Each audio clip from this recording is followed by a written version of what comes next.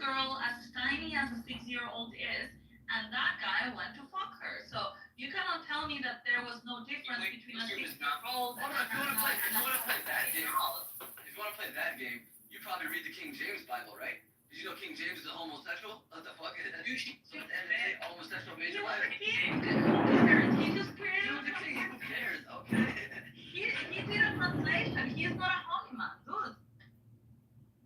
Either way, Now, Mohammed was a pedophile, but that is another story. You know, like, I mean, the King James, he just did a translation. He had no interference in the Bible. Okay.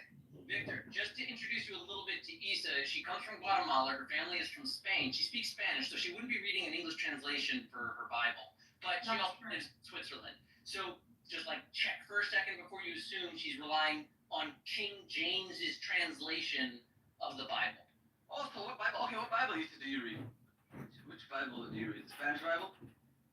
I have an English Bible, I have Spanish Bible, I have the Catholic Bible, I have the Tanakh, and I have the Orthodox Christian Bible. Oh, so you have an English Bible. Which version is it? The Orthodox Christian Bible. The Orthodox Christian Bible, so Eastern Europe, if I'm correct.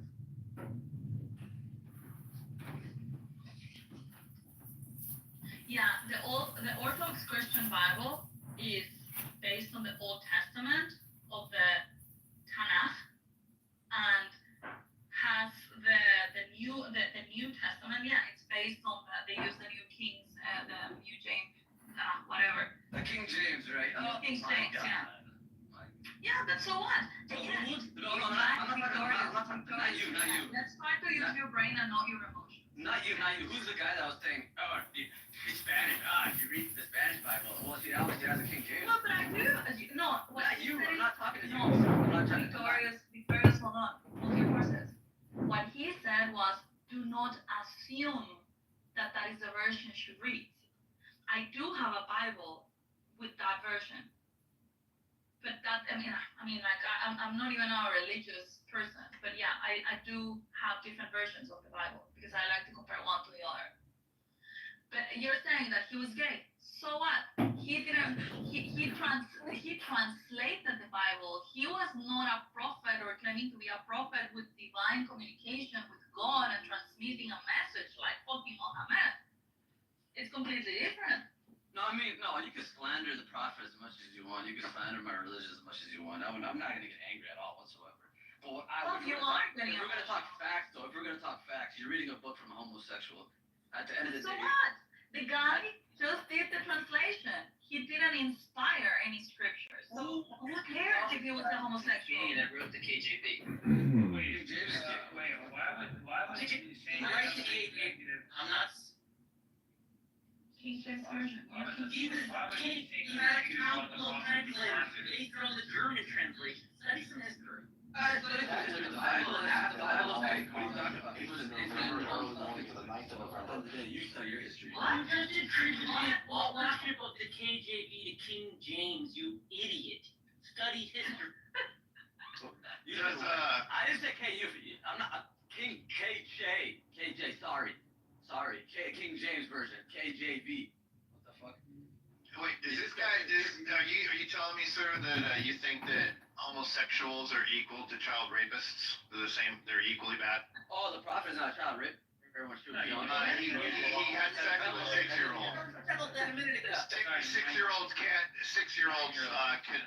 I'm sorry. 9-year-olds. 9-year-olds. Got it. Yeah, 9-year-olds cannot consent. 9-year-olds cannot consent. It's at very least it's statutory rape. Just recently in the 19th century, you could marry a 12-year-old in the United Kingdom. So what are you guys talking about?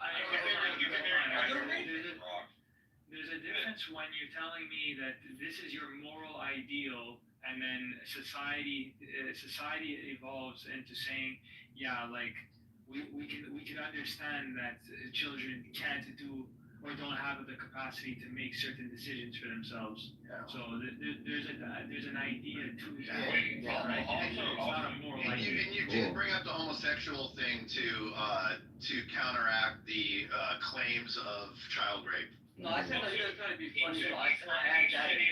Can I speak for 1 second? He's saying on the King James Bible, right? Because I guess King James is gay or something. Yeah. At least he was literate, unlike your prophet, who literally like couldn't write. Our like, prophet is more blessed. You read it. He died in dishonor. He died in dishonor. Look, dude, he can't read. He couldn't read, dude. Like, you're saying random people wrote the Bible? Dude, who fucking wrote the Quran if your fucking prophet couldn't write? Like, do you understand how stupid that is? Just go read. No, go do your research. Wait, I don't want to have to tell you. Hold on, everyone. I want to read this poem from the chat from Paco Morales. Valentine's Day poem. Roses are red, violets are blue. Aisha was 9, and Mohammed, police be upon him, was 52. Police be upon him. Oh, you know the funny thing is, like I love this type of stuff. I love when people say all this type of stuff. It doesn't make me mad at all, but it just shows. Why do you love it? It just shows. Why do you love it? No, because your book it was written by a homosexual. Okay, wait. Forget the book. Why would you say like you love it when we're just stating a mere fact? I'm stating mere facts too, but you. No. But forget what you think about the book. We're criticizing, and you said it was slander against your prophet when we're just stating that by today's standards, science evolves. We say yes, 9-year-olds immoral. You're saying your prophet, you haven't really said anything about it, but we're saying it's all immoral, and you're saying, well, he's the prophet, I don't know what exactly you would say, but if you don't say it's immoral, which I doubt you would, but, you're not allowed. No, forget about all that, forget about that. Just recently in the 19th century, United Kingdom allowed 12-year-olds to get married. Okay, Tell yourself that. I don't go by Caucasian standards. We don't go by Caucasian Western. we're not talking about Caucasian standards. Victoria, Michael, would you say that today, if you see a 52-year-old fucking a 9-year-old, would you say that that is an immoral thing and that is a criminal thing? Today, in 2025. Today, yes, of course. Okay. Then why is it legal on a rock? Okay, hold on. So, if you're able to see that today, I get it that the circumstances were different before, but if you can say that today and that is an immoral thing to do, not because it's out of the law, but because it's an immoral thing to do, because that little girl can barely even, produce her own thoughts, then you would agree that back in the day, 700 years ago or whatever it was, 1,400 years ago, but okay. Well, 1,400 years ago, it was also the same thing about an old man, 52 years old, with a 9-year-old girl. And I'm not talking about the law. I'm talking just about the morality of it. Now, I understand you're a Muslim, and I understand your religion. You are not allowed to speak against your prophet or speak against the Quran, because that is considered haram, or that is considered a mortal sin, and you can get punished by death. You are not allowed to speak against your prophet.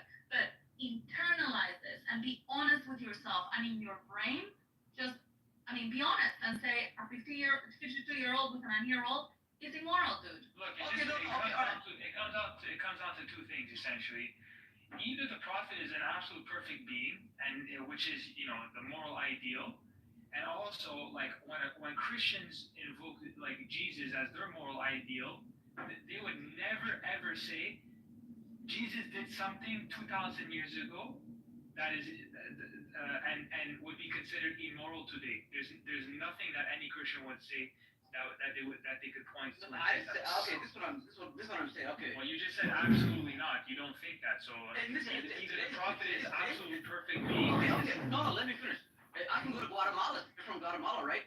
I can go get a 13-year-old right now, and nobody's gonna say anything to me. In Guatemala. Do you know what one about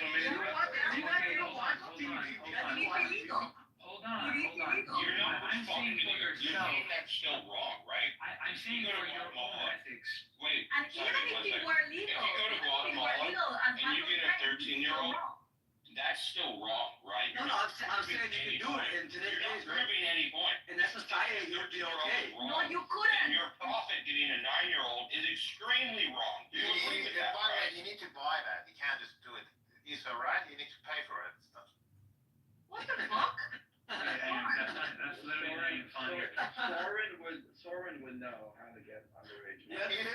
use the money for your sister, little.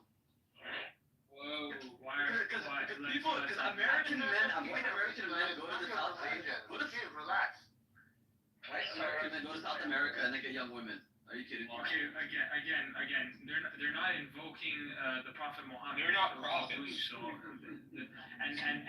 nobody is saying like I could do this because of the Prophet. This is coming from a guy that the prophets. Many people argue that the wife of Isaac was only 3 years old. Come on, stop this BS about 9 years old. The people can argue. Is Isaac the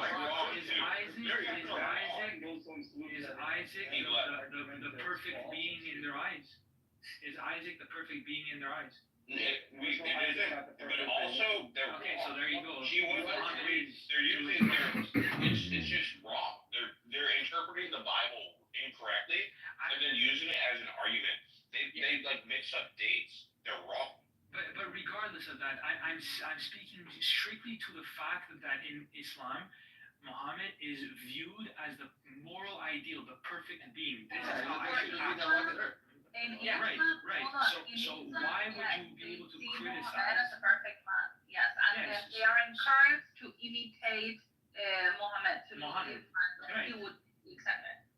Just as so, my question is, why would you say in 2025 that of course not? Well, of course I wouldn't. Somebody bring it up, Soren, please. Of course not. Okay, so Why would that be your position? okay, all right. Let's keep it very simple.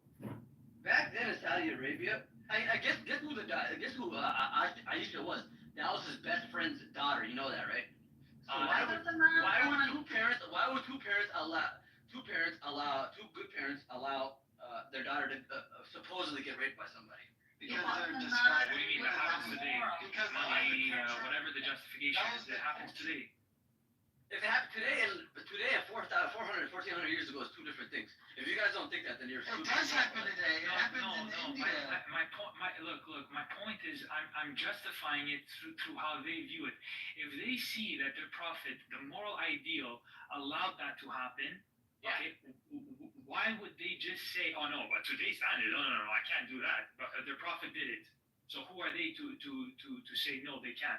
And you're just playing around with whataboutisms and other people did it and like a relativist societal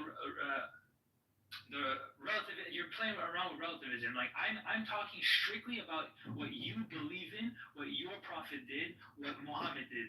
Don't play what about Jesus, what about Isaac. I'm talking strictly about what you believe in. Well, you invoked it like several What did I say about Jesus? I never said anything bad about Jesus. Hold on, Victorious.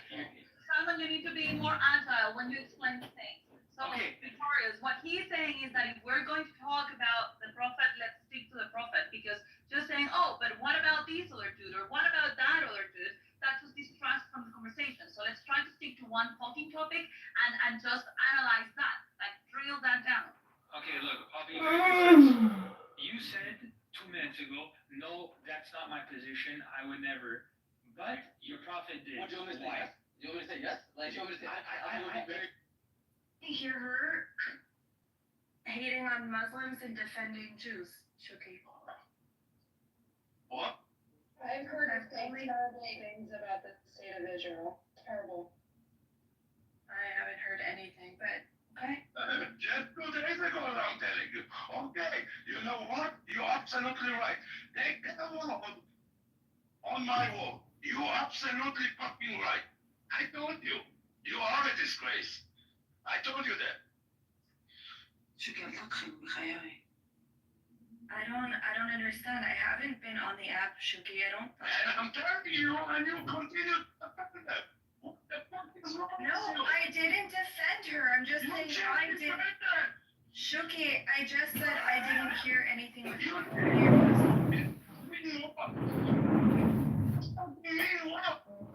Shuki, you can tell me what you want to say without yelling, because every time you yell, you don't hear anything that you're saying. You understand very good what I'm saying. I don't hear it. Breaks up every single time you yell. The audio is not clear. I don't hear anything. I don't know if it's just me or anybody else too. Just tell me what you want to say, but you don't have to scream. You defending her by saying, oh, I didn't hear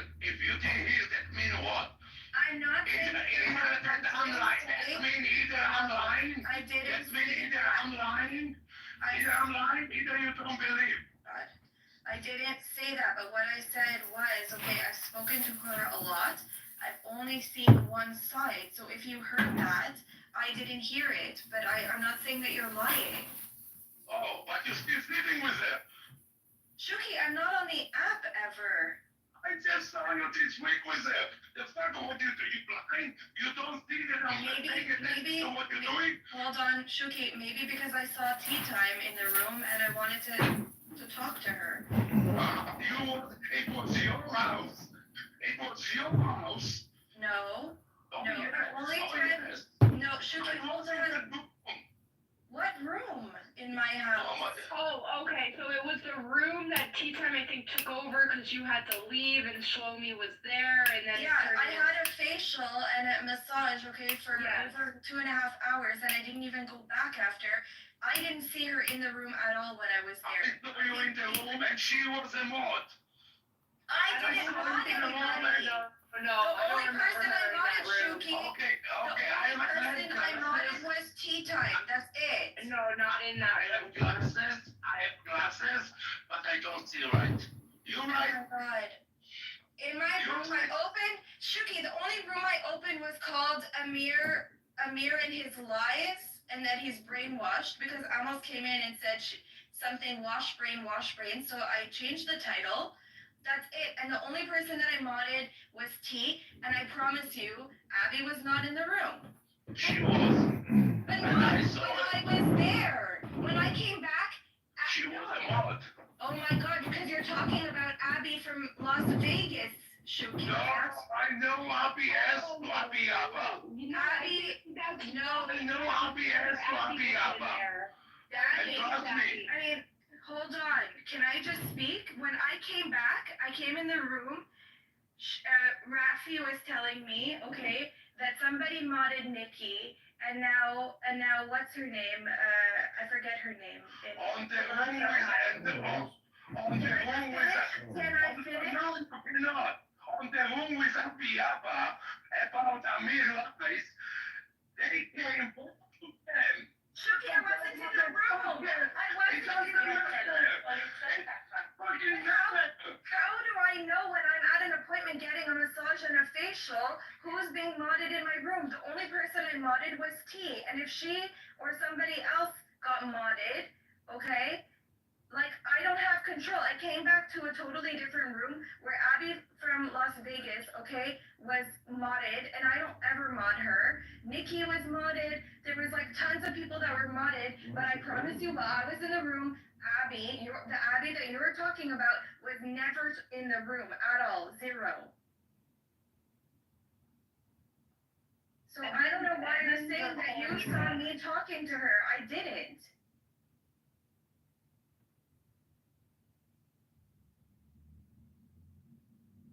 Good morning, the Michelin Man for Adam K. The only person, okay, that I spoke to with Abby in that room was Abby from Las Vegas. For Adam K.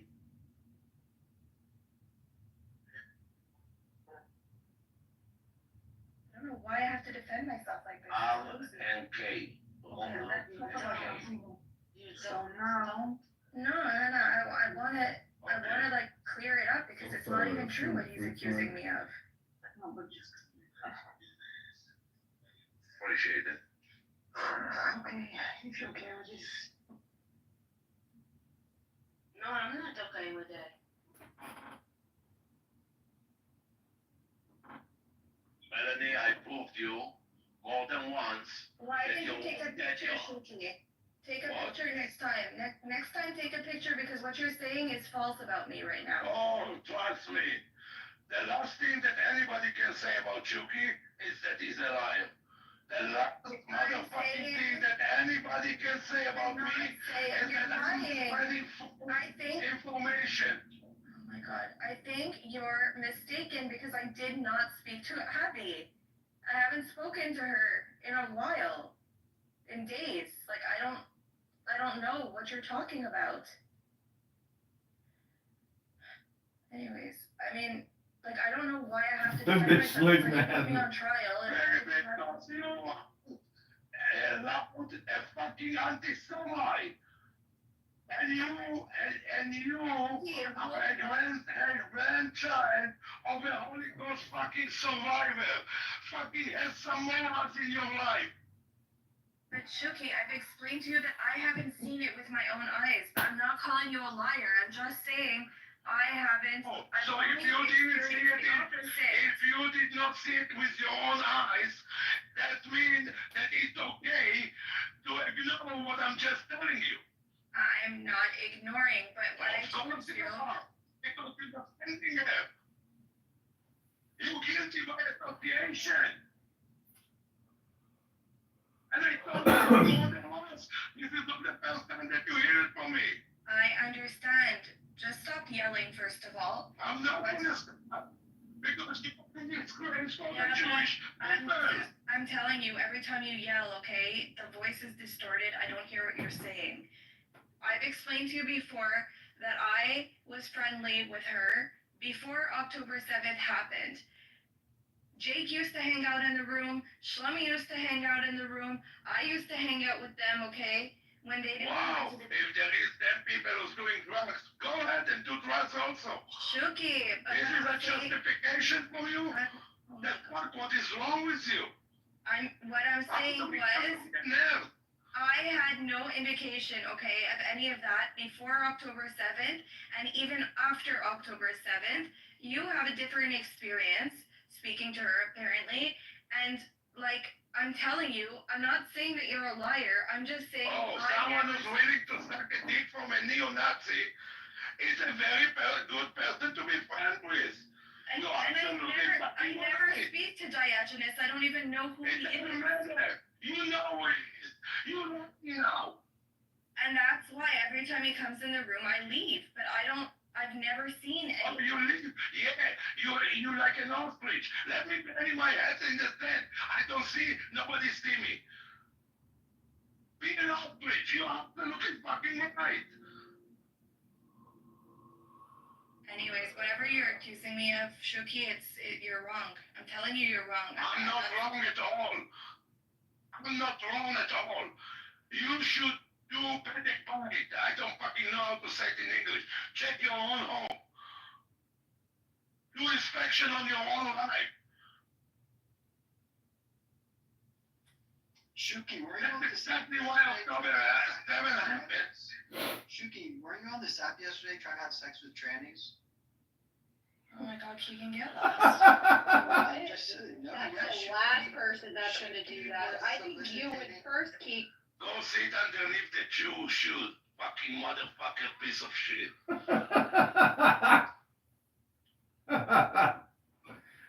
Go sit underneath the Jewish shoes, you piece of shit.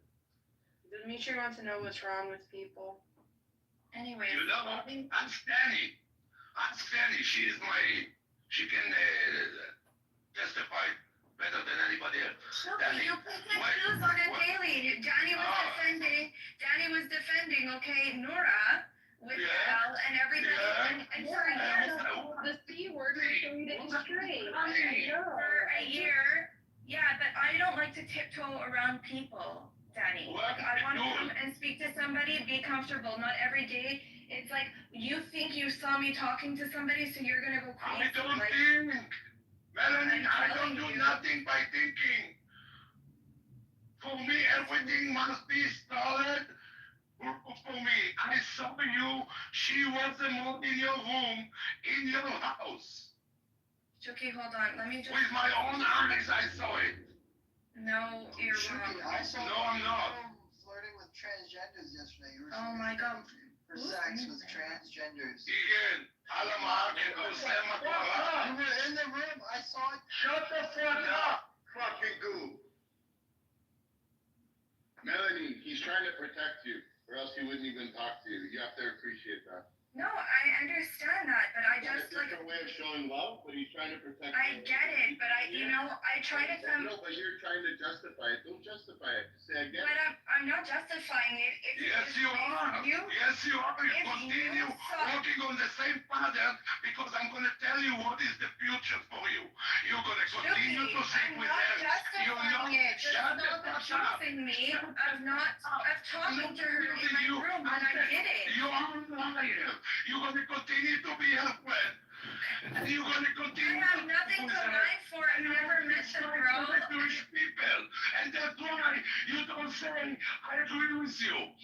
This is your only fucking reason because you're a fucking coward Jew.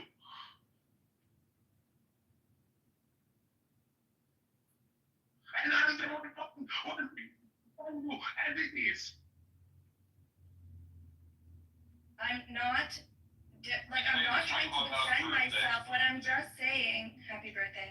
What I'm saying is what you're accusing me of right now, of being in my room with her the other day, is false. That's it. It's not false because I saw it. I don't know who to And let me tell you, I'm paying a lot of money for my eyeglasses because that's part of my livelihood. So I see very well. Okay, you're wrong. Very well. You're wrong. You're wrong, and I've apologized to you in the past, okay, for being wrong about it or for things, okay? But I'm not gonna apologize for somebody I didn't even speak to, like, and you're accusing me of something that I didn't do. Is she blocked by you? No, she's not blocked. I rest my case. You're a friend with a neo-Nazi supporter. I rest my case. A granddaughter of a Holocaust survivor. And fucking you.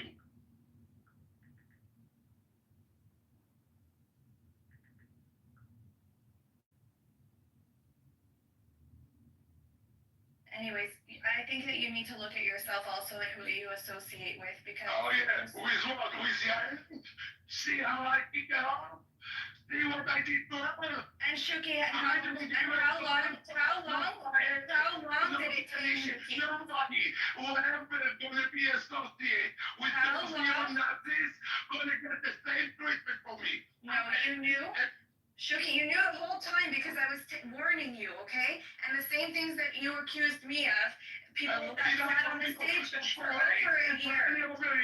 It is not over here. My witness that I said that she will forever gonna be on parole with me.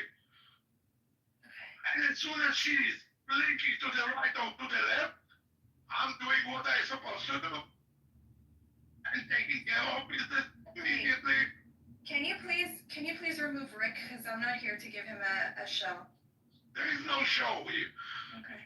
There is no show Can here. we get along, right? Can we as dudes just get along, right? Like, can we fix all this? Happy Valentine's Day. It's a day of love. Shuki, what she said makes sense. Can you listen to what she said? What? What M just told you? Yeah. You don't have to believe it. You don't have to not believe it. No one has to do anything. But she just told you something. But the story makes perfect logical sense. So, How so? Listen. Yeah. You don't have to believe it or not believe it. But give a person a chance to explain events. Everything you said and everything she said both line up. That's true. So I don't think you even listen. So I asked him a very specific question. Did you block them? No, I mean, hold on, I'm talking with somebody now. Hold on. Shuki. Hold on, I need to explain myself. No, I'm mad. Because there is a couple that are neo-Nazis, literally neo-Nazis. No other way to describe them. You hate them. The address and Abiyaba. Abiyaba who? And the address. Yeah, they came in our room the other day, so. There you go. not my room. M wasn't there. Yes, it doesn't matter if she was or not. It's But a I know room. what's How come going she's on, not but black? I'm not in the room. Shuki, whoever the address is, I have no idea that is, was in a room you and I were in. Really know Ed what was it not means there. to live I in don't a have great enough photos outside of town, and it religion. is above So I'm not- all busyness. understand The thing of it is, she know who it is. She know. And by the way, he's living in your state. He's living in your state. And Shuki, you can't have that person blocked because you and I were in a room and that person came into the room. So that's not, so you don't have that person blocked either. well, I don't have anyone blocked. Okay. So I don't have anyone blocked, but you know exactly that the way that I'm treating those neo-Nazis as soon as they're coming near me. You know that I don't. What she M said. Okay, Texas, slow down. M said something that is perfectly logical. She's just explained to you something that you may believe her story or not believe her story, but it's not a story that you considered. The only problem you have with her is she doesn't block someone that you don't block either, or there's something I'm not understanding about your story. What is it that you're upset with her with? I'm upset that she's a friend with someone who's associated with a neo-Nazi that preaches every single day about how the Jews need to be burned again in those ovens. That's what I'm upset about. Abi whatever, or the adjective? Abi Abba is a so-called girlfriend. She even made her way all the way from Europe all the way to the US to meet that person that is also married and a parent for children. They haven't met, but I'm not defending that. They haven't met because it put peace on her. That's why they didn't met. She did everything in her power to suck this motherfucking piece of shit dick. Shuki, can you just listen to me for a second? That day, I opened my own room because I was appalled about what Amir said. I didn't hear what Shlomi was saying in the room because I was at work, okay? But I opened a room about Amir, and I was actually being pinged into Abby's room, okay? Because she had her own room running, and I didn't go into it. It would have been very easy for me to have gone into it. I've been trying to create distance, actually, which obviously, like, you don't even give me a chance to even explain. That's why I'm hanging out, and I even haven't even been on the app for 2 months. I haven't spoken to her, okay? Because I'm trying to create distance from certain people. And so I opened my own room. I modded tea. I went for a massage and a facial, and it lasted 2.5 hours. And then I came back, and so many people were modded in my room. But I can tell you and guarantee you that Abby Yaba was not in that room at any point that I was in that room.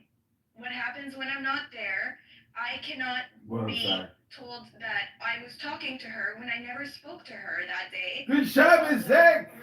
We're listening to Shuki destroy M. Kabara. It's stupid. Not fair. It's very stupid. No Toira. I told you who she is and what she believes in and who is she Shuki, I haven't spoken to her. You're not listening. I haven't spoken to her. You want me to block her? I'll block her. Like, for me, I don't give a shit. Oh, you don't give a shit. Listen, when somebody gets with his pants down, he has what to prove, not the other way around. Catch me with my pants down and let's see if I'm going to do everything in my power. Yeah, but you keep accusing me that my pants were down if my pants were not down. Like, oh yeah, they was down. They was down. You gave your fucking phone number or Instagram or whatever to that motherfucker. She doesn't have my phone number. This is about something else. This is about what's his name, and that's what it's about. Your pants wasn't down. What are you talking about, Shuki? Whatever you're accusing me of, okay? I even told you. I know. You agreed it to me. No, I didn't. I didn't. What I said was, okay, is that I'm a grown person. I can speak to whoever I want. You cannot. What up, dude? Done listening to it. Huh? Hello? I was moved from the room for no reason. The thing is, they don't know who B is. for I don't know how many more months, okay, after the fact that I was off for 2 months, okay? And you continue talking to her and not holding her to the same standard that you tried to hold me, which is absolutely insane. Because what you're accusing me of, I never sent any photos or whatever to Lou. Lou doesn't have my phone number. I have him on Telegram, and he helped me fix my computer. And whatever got sent to me, got sent to me. But don't accuse me of things that I didn't do. I don't think she did that with him. She didn't do that with him. I have standards, Shuki. That's not my standards. Sorry. Those are your standards. I'm very worried about you. I said that's not my standard, but okay. Dude, Shuki is fucking hilarious. He's destroying these people. And they don't want, and the funniest thing is like M. Kapar just keeps going and going and going. It's really fucking retarded. I told you, whatever you accused me It's of, like perfect okay, Clubhouse. your friend that stayed in the room with you for how many more months after did this same that you were accusing me of. So maybe you're confused. But about him, No, there is but nothing after new. butt comes bullshit. After butt comes bullshit. You're absolutely right. About her, there is nothing new.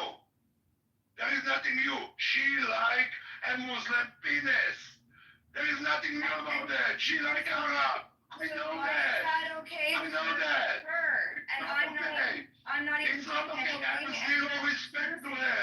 I have zero respect to her for that. Zero. Nada. Zilch. Zero. Anyways, like there's nothing that I say. And let me tell you one more thing. She is not a granddaughter of a Holocaust survivor. You are.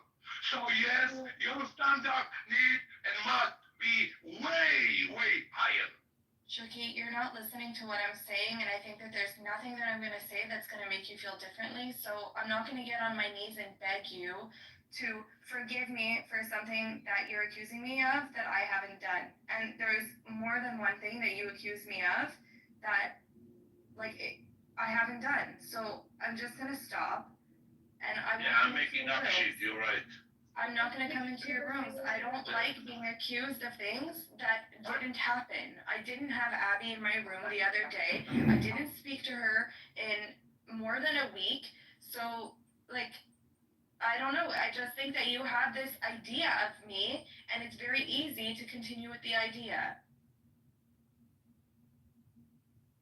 Welcome to So, another. anyways, I'm going to stop trying to make you believe anything that I'm saying. It's true, isn't it? It's just really dumb people talking about nothing, wasting time. Like, literally nothing. This is stupid. Every conversation is essentially as dumb as this. There's no real outcome. There's no organization. There's no summary. There's no action agenda. There's absolutely nothing comes out of these conversations. Nothing. Going back and forth with this Turkish guy. He should be homies because he hates Arabs as well, but he's been indoctrinated by Arab propaganda. He's not very smart.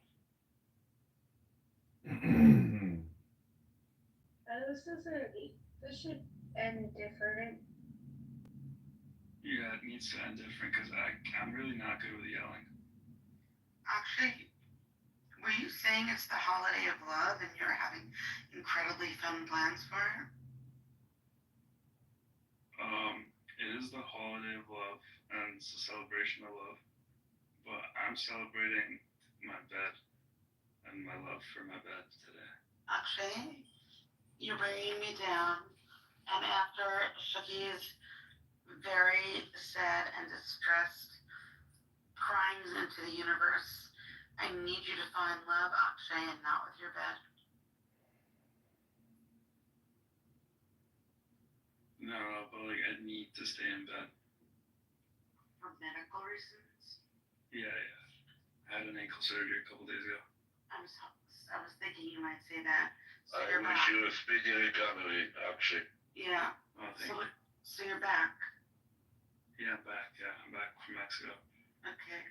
Did you pre-indulge in all the things that your senses needed in order to withstand this last surgery? Yeah. I found this tree in my PTR. Mm. It's a very beautiful tree. It's on a beach that's like made of rocks, but it's like it was planted by a missionary a long time ago. Oh, actually, where are you recovering? I'm recovering in Canada, but Oh, you're all home. Oh, wow. Okay, how's it going? How many days out are you? I'm 9 days out. Oh, wow. You know, that's so are you on the upswing? Yeah, I'd say so. Swelling is down. Okay. Everything is going well. There was like a little scare. I ripped my like stitches and they just wouldn't stop bleeding for like 2 days. There's just blood everywhere. Now I'm free to speak. Shuki, are you there? Yo, whoever modded her. Yeah, I did not know them. Yo, whoever modded her, I don't think it was Hana. I don't think it was Ariella, Leary. I'm not gonna blame it on you, but that was so fucked up. Like, holy shit. Also, She literally said, remove Rick. Someone modded her, and she removed me. And I come in this room in this house a lot, and I'm cool with the mods, and I try and be respectful. And No, you are respectful, and I don't appreciate that somebody removed you. I definitely don't. No. Melanie removed me, but somebody modded Melanie. And I'm gonna go to my grave that was not Hana. It's not me. I know it wasn't you. Leary. So yeah. I'm not a mom, so it wasn't me. But if she will ask me, like to mod her, and I didn't know that you are too not good, maybe I will do it. I know, without that's what I'm you. saying. I think you do know. But regardless, it doesn't matter. It's all good. I just wanted to enjoy the show, and I literally. Don't you worry, Rick. We got you covered, bro. Because when she has an ounce You're of just power, gonna have to pay for my left, but my tea time good morning. when we go golfing, bro. you just guy in the crowd is saying Jews are related to Arabs. People are really retarded. They can be, yeah, they are. What are you talking about? Arabs came from the Arabian Peninsula and colonized other areas. The Jews came from Israel and lived there forever. And then when we moved to other places, we only married Jews. Okay, but what if there's a Jewish woman? No, the Arabs came from the Arabian Peninsula. Okay, but what if there's a Jewish woman So are they the Canaanites? that marries an Arab? No, they're not spoken about in the Bible. But like, who are the Nartufian? Good morning. I think Danny's funny. What are you saying, Akshay? I was saying that like, if there's a Jewish woman who is going to then the kids are Jewish. But No, the kids are Muslim. The kids are Muslim. But their cousins are Muslim. Judaism is a religious belief, bastard. Judaism is a race, you fucking dumbass. We can only. Wait, you realize we only pass Judaism through our genes? Do you understand that? Do you understand we only pass religion through our genes? Do you understand that? Wait, respond. Listen to me. I'm responding to my arguments or shut the fuck up. Can you mute? Can someone mute him? Muhammad is a cult. Yeah. V, you need to listen to arguments or shut the fuck up, okay? When you're a Jewish person, you pass Judaism through having kids. You don't pass Judaism through converting people. The only way you become Jewish is by being born Jewish. This has gone on for 4,000 years. The Arabians were not Jewish. They were never related to us. They became Muslim, and now they're all Muslim, and they went and colonized everywhere. Like, they colonized Turkey, like where you're living. Don't, like, if you're gonna say ahistorical, like, shit, at least don't be retarded. Like, that's just fucking retarded, okay?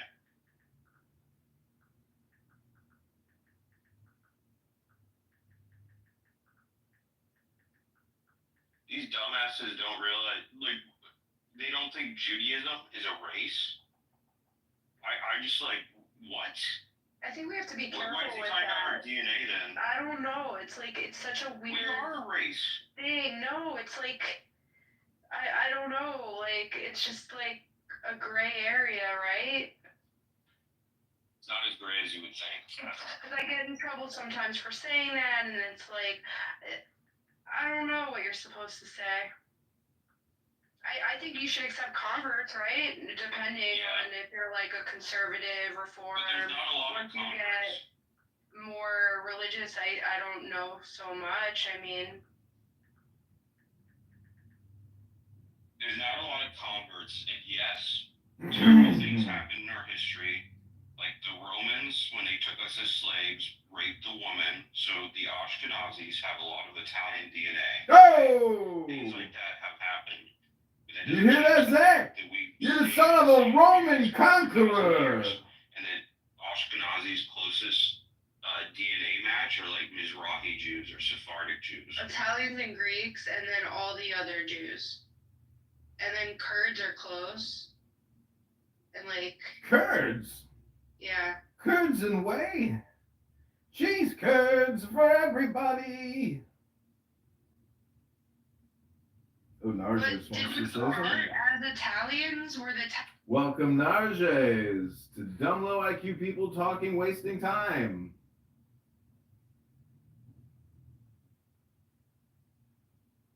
Thank you. You're welcome. So much, Alan Wall. What are you doing? Your Highness. Driving. Did you like my book reading yesterday? Really good. Would you even remember anything from it? Really good. Alan Watts? No, I mean I read a book. What did you read? I was reading Aleister Crowley's Book of Wisdom or Folly. Why did you read the whole book? Couple chapters. Or, a couple verses, I guess. My son just left in your room, but to Aleister Crowley. Wow. I used to be so into him in my early 20s. Really? It's quite inspirational, of course. So, Zach, I was telling Narges yesterday that Nora Bandura was saying that, Narges and I should date and we should meet up. Yeah. And then she said, but I've known her longer than you. So, fuck you, Edmund. I was like, oh, okay, cool. What's going on with her anyway? What happened? I saw some videos. Yeah, she's in prison. Oh my god. I think her arraignment was yesterday or something, so we were trying to get Diego to send her some Valentine's Day flowers. Really? Doctor, is that a photo of you? That is your swag. Hey. Oh. Zach, you're cracking up. Say no to crack. Crack is whack, Zach. You're the Matrix.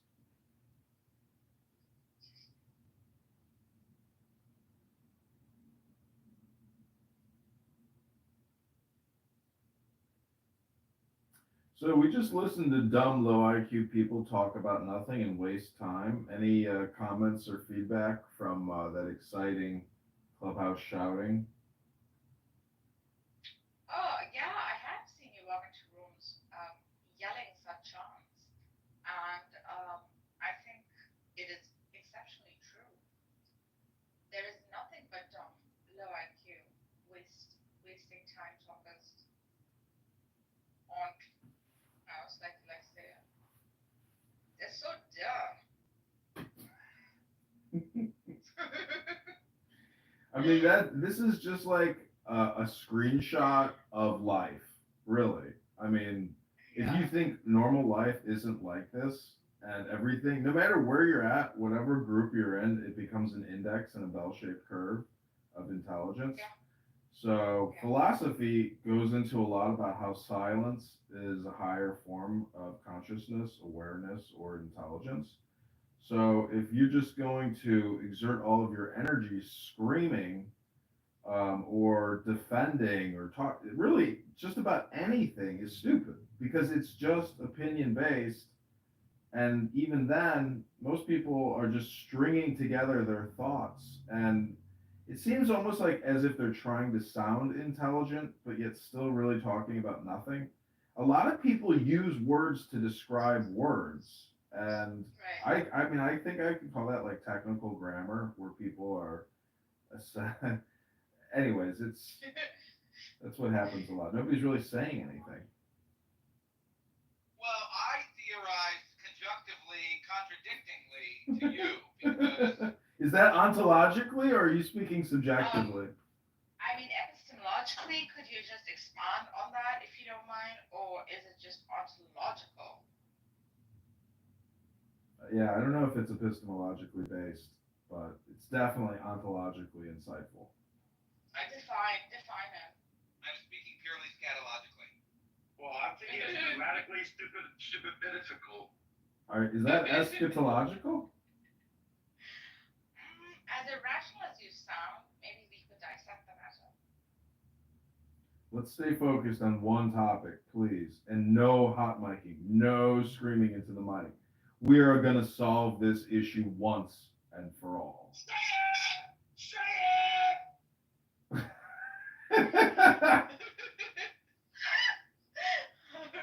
right, guys, shut up. One mic at a time, please. Sorry, Kennison just took over for a second. Was that you who did that, or was Zach? I couldn't tell. No, that was me. Like Sam Kennison, like Rodney Dangerfield, like, say it! Just say it!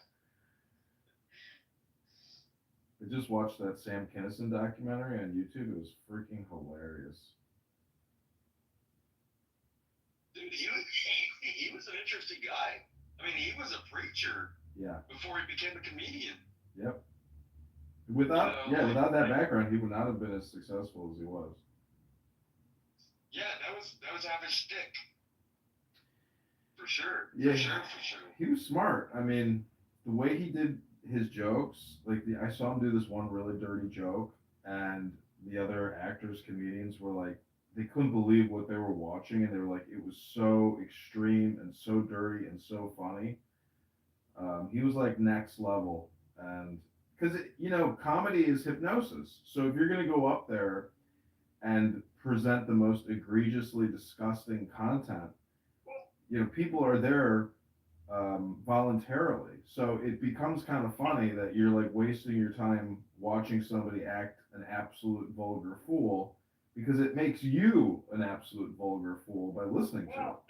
The thing is, like, a lot of times, like, you'll have people that'll push the envelope, but they're saying such a truth that's pushing the envelope so far that the only thing you can do at the truth of the matter is laugh at it.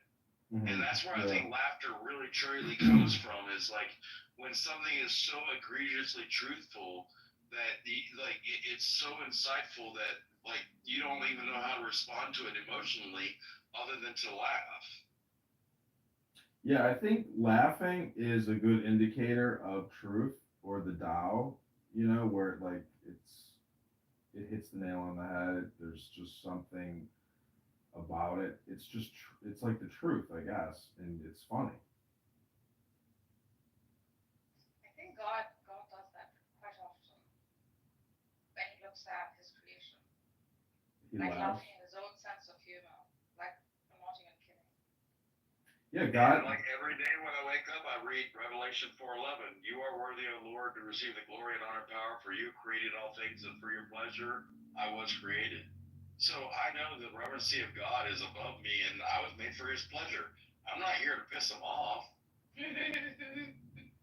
Yeah, God is definitely a master comedian. So he laughs at my human condition, at my ridiculousness. He's definitely the best at everything, right? God would be the best at picking up women. God would be the best at making jokes. God would be the best nuclear physicist. I mean, anything. Wait. How do you pick up a woman when you can make one? Meaning. By making up.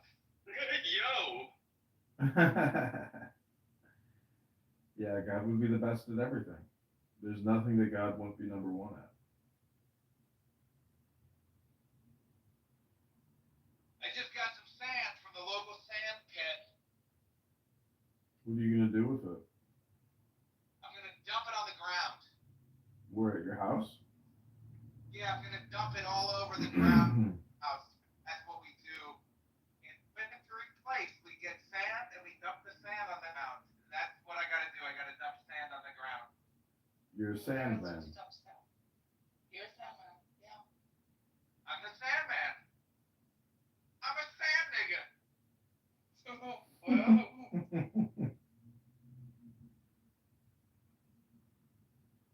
I think you said. Wow, I ain't said that word in probably like 2 weeks. Yeah, Zach, don't reintroduce the N-word back into Doc Brown's brain, please don't. And I think you used hard R there, didn't you? You didn't even go soft H. Well, like Alan, like to tell you the truth, Mr. Watts, like I'm now referred to my dyslexia, so I call people Gav Riggins. Yeah. If you want to reverse that up and figure out what I just said, go for it. Yeah, I figured it out. There's a lot of N-words on here. There's a lot of F-words on here. And but I just feel like There's a lot of Gav Riggins. Yeah, you are the words though that you speak. So if you use N-word all the time, I mean it makes you an N-word. Oh, I agree 100%. I've never denied not being one. Oh.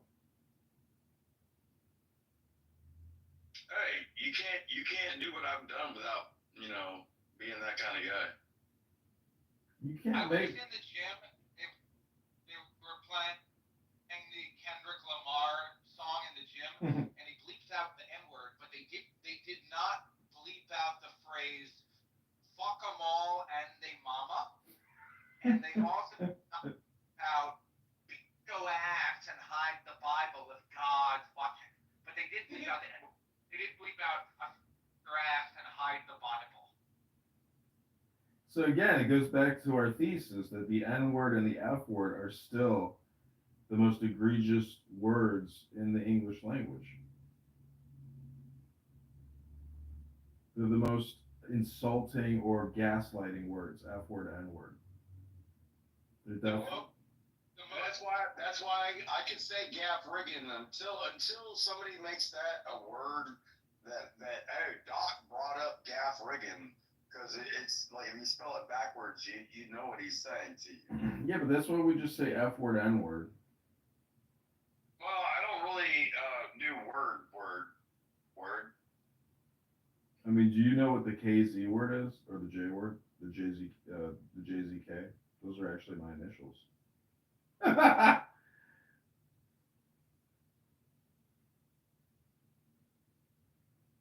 What's JZK? Jewish Zionist kike. I got it. Oh, I thought Capper. No, Well, Capper I mean, isn't really like gaslighting. if I was gonna be a kike, I'd be like, you know how you kill an Italian? You slam a toilet seat on his head when he's getting a drink, and that's why you say what?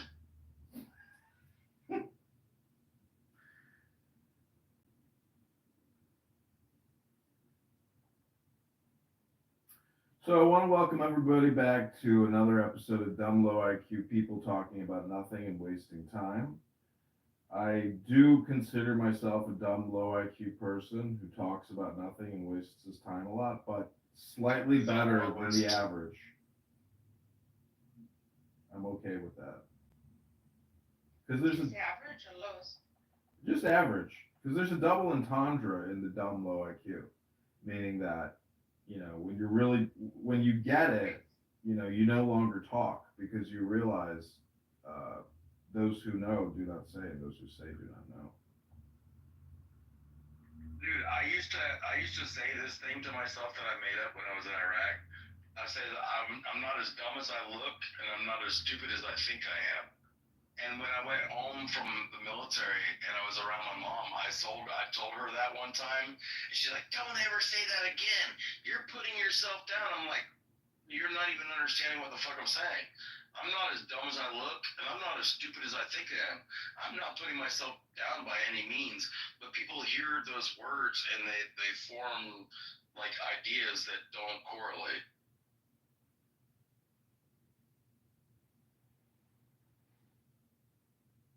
So does anybody have any Valentine's Day plans this wonderful Shabbos? I'm getting working in a restaurant. Nice.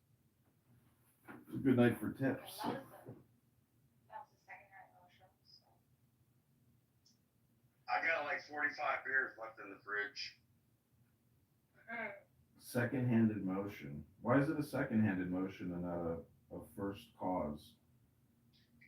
What's love got to do with it? What's love? Second-handed motion. See, that song is saying that it's not a second-handed motion, it's a primary motion. Is it? How so? Because love is the law. I love me some Tina Turner. Because love is the law. Love, Do as thou wilt. love under will. As you love. Yeah, do what thou wilt.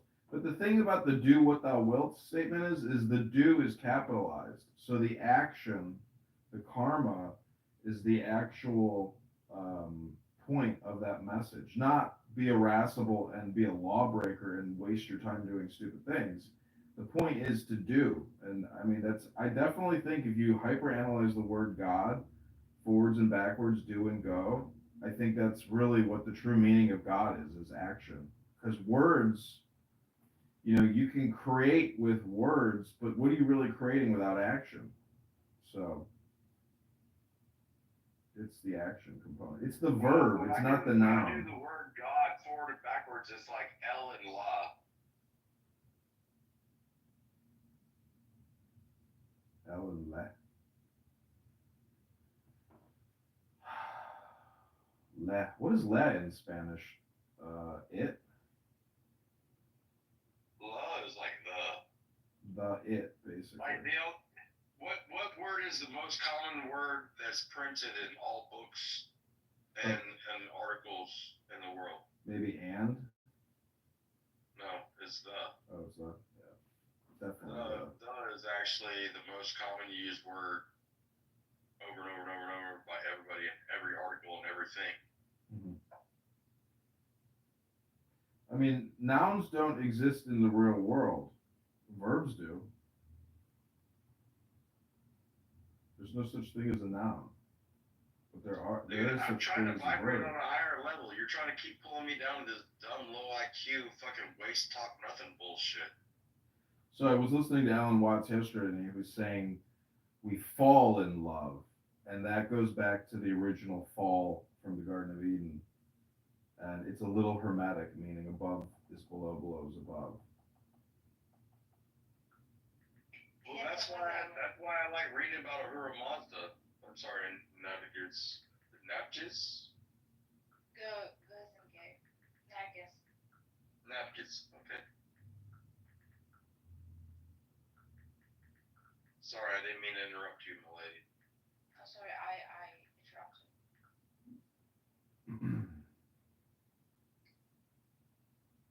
No, but when it comes to trying to transcend, your low vibration to get to another level of understanding, how hard is it when people keep trying to pull you down to the lower understanding because they can't do it for themselves?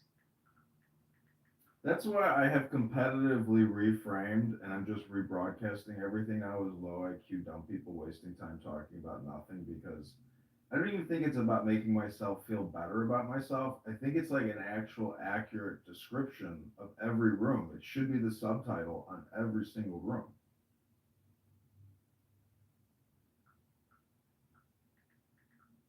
Well, I'm glad that we live in a universe where other people get other opinions too. What opinions? That's the problem. It's just opinions. Yeah. Well, I mean, Alan lives in a wadi, resistance of homage that, he has found himself in modern life. His resistance is different than my resistance. Same with yourself, that just. It's not resistance, it's discernment, it's discrimination, which is really the waste of time. That's the whole point, is that this is like a project management tool to cut through the chatter. The chatter is friction, vibration, which is not really serving the way or the truth. And so therefore, Dude, honestly, Alan, like, you sound like you have the entirety of the world or to the Library of Alexandria in your head. But if only people can get from you is like, drinking that information through a coffee stir rather than like, through a scuba tank. Like, there's different ways of like, I don't care how much information you got on your side. When you don't like easily make it available, across sides, that you don't have communication. I know, but it's a trick, meaning that the technique of Zen Buddhism or philosophy is essentially is there's nothing to teach and nothing to sell. And so therefore what everybody's doing is truly wasting their time. Because knowledge is not wisdom, and wisdom is generally quiet. Yeah, be still. That's the whole point. Is it's about balance and equilibrium. Everything that I've read is essentially a technique or a tool to try to create extreme balance in one's inner psyche, because that mirrors the universe. Because the universe is in an extreme state of equilibrium, of incredible degree. So it's what I read yesterday. It said that it is the way to get to the center of the universe, meaning that at the center of the universe is incredible balance and gravity. It's a concept to try to calm down. It's a relaxation technique. That's all it really is. There's no real high, it's not about an aggregation of information. It's really about nothing. It is like it's a paradox, essentially, maybe. Yeah, because like Kabir Das was a famous poet and a mystic in the Indian subcontinent, and he says, in the bazaar, Kabir stands very still amongst the chaos.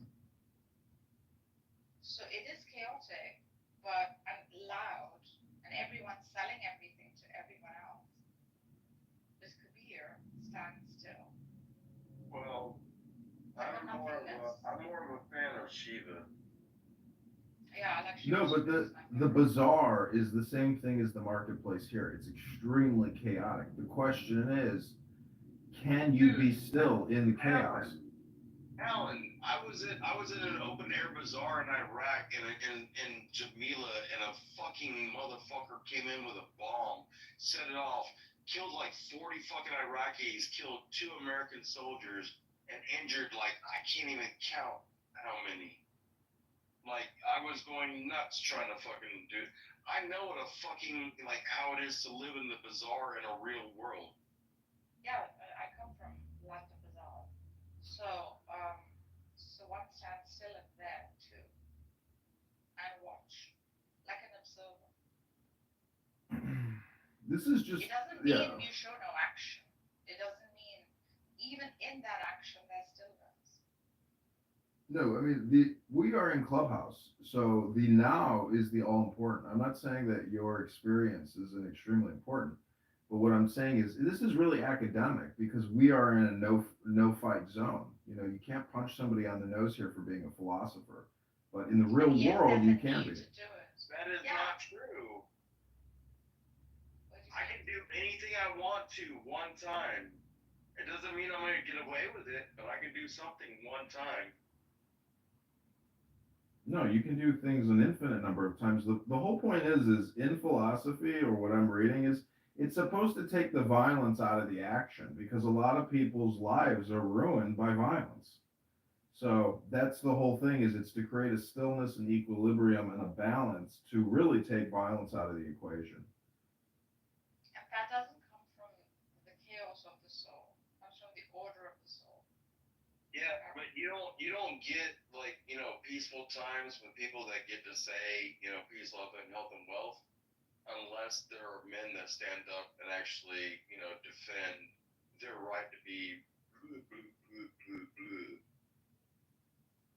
Yeah, but the people who really the informationists or the philosophers or the wise people, I mean, they ascend to power and then they have the lower order grunts from the military defend their supposed liberty.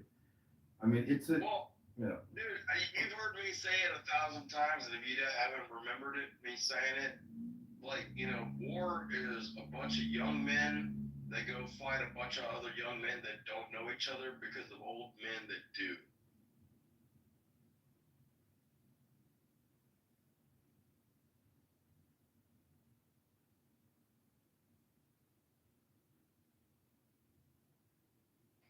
Yes, but it takes that one blow, right? So on Clubhouse too, I don't speak too much. I just make a few statements, such that it holds weight. And if it doesn't hold weight, then fuck your couch.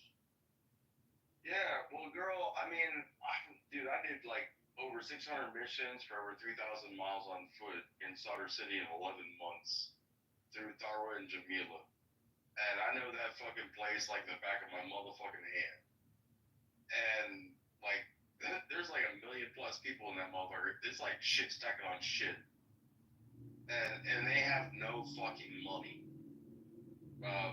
Because Saddam Hussein, that used to be called Saddam City, but then when he left and became the leader of the Ba'ath Party, and then they changed it, and then like Muqtada al-Sadr's father was what they named it after.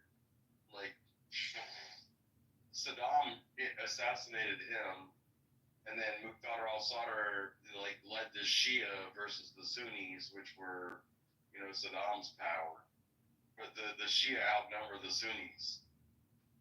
Like, yeah. I grew up in those environments. Both at the Sadr and the Ba'athist party I'm from Iran. So when I was a child, that's all I saw. The only thing I know about Iran is like Ahura Mazda and like Zoroastrianism. And the duality of God. But that was 1,500 years before Jesus was even born. And that duality actually unifies into one. You'll see the same sort of repeat in Hinduism, where like you'll see a clear-cut duality and distinction, but eventually it becomes Brahma. So the Brahma, Shiva, Vishnu, or the triad, has one essence, and that is the Brahma. Yes. Shiva, Vishnu.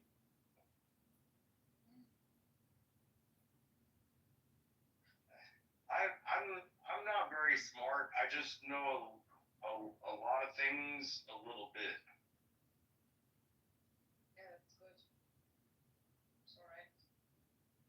I don't just try to I don't want to learn a lot about one thing. I like. My mom says you're a jack of all trades. I said, yeah, Mom, I'm a master of myself. I'm master of none. Exactly what. No, I'm a master of myself. Of course. But touch and go, like I like it also. But sometimes when I get interested, I touch a lot. I won't just go. Like Hinduism is one such thing, Buddhism is one such fascination. I lived in India, I went to Tibet, etc., etc. Oh wow.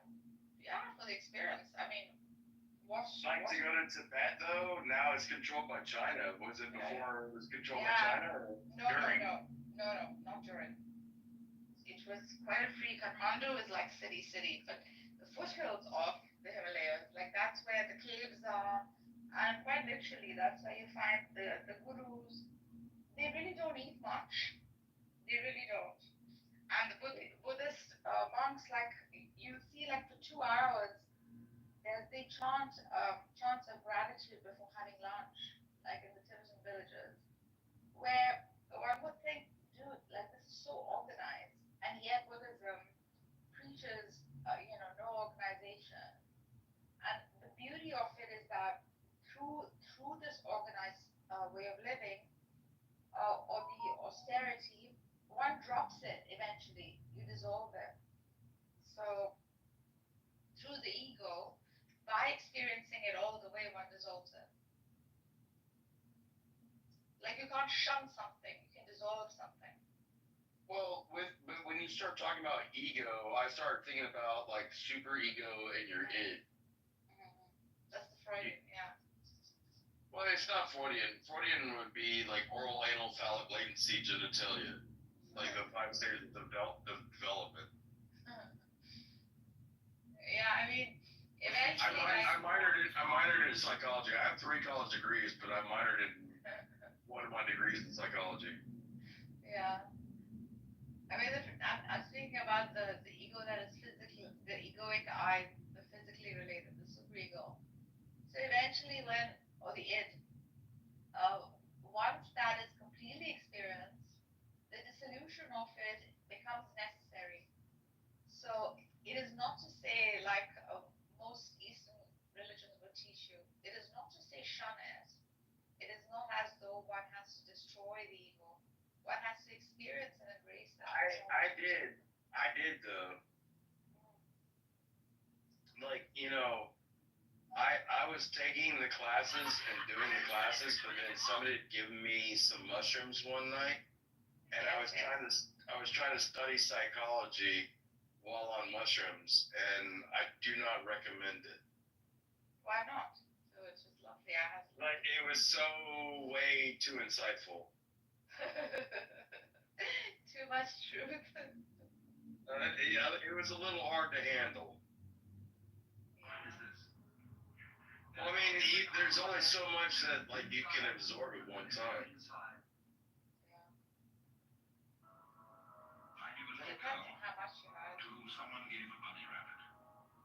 Well, it depends on how open you are to the conversation.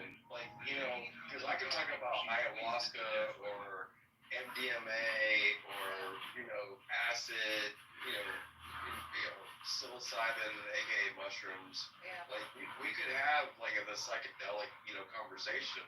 I'll be 50 years old this year. It's not like I've never ever experienced any of that shit. I understand my ass from a hole in the ground when it comes to all of it. So it's like most insightful. And the connections it makes, it's just lovely. I think my theism comes from that only. Like that was my first sort of true experience of say God through that. Yeah, but the thing was when I was like tripping, there was a death of ego. Like, there was a death of self, and then like, between the id on my left shoulder being the angel and the super ego being the devil on my right hand shoulder, and my brain is the ego, but there was a death of my brain, and so I have to listen through the gates of my ears to the ego or super ego and the id in order to be able to rebuild myself. Right. So whenever I try to participate in the whole experience, it would drop in quite quickly, as though to say, no, do not interfere with the process. When I try to tweak it or rationalize it just wouldn't allow it. Yeah, I'm a big fan of mescaline myself. I haven't tried. Oh, I think I probably tried it before you were born. Mescaline? How old were you in '93? 93. I was very young. Yeah, I was 18. And you had mescaline? A bunch of mescaline. A bunch. It's made from peyote. Oh yeah, peyote. Well, that's what mescaline is. I see. Have you done Bufo theirs? Huh? Bufo the frog venom. Oh, yeah, no. No. Ayahuasca? No. I've never done DMT and I've never done ayahuasca.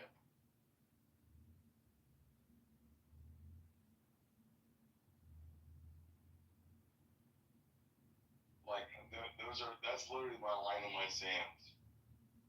I won't do DMT or ayahuasca from frogs. From the Amazon.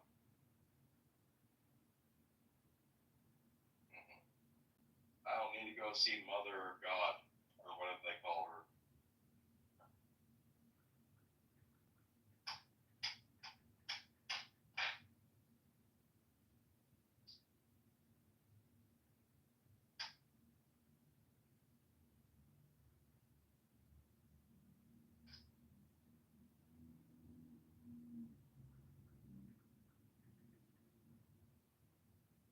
Alan.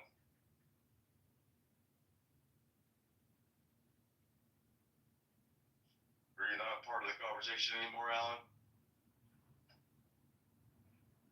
See, not just, like, Alan will have, like, 5 rooms going on, like, 7 different phones, and he records and, like, listens to himself. Because he's slightly narcissistic. I think that's why he's dumb, low IQ, and wastes his talk, nothing. I think he listens to others and analyzes. Oh, the only reason I'm on this app is because of Alan. I'm not even kidding you. So I what? Why? I didn't know what Clubhouse was in 2021, but I knew Alan on Instagram, and I used to, like, listen to him, like, read poetry and shit. And the only reason I know what Clubhouse is because he's like, I can't talk on Instagram, I'm on Clubhouse. I'm like, what the fuck is Clubhouse in the chat? And he's like, he sent me a link, and then, yeah, that was 21.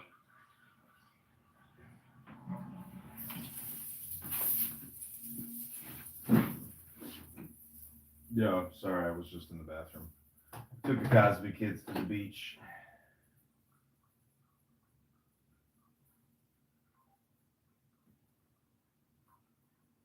Well, that went well.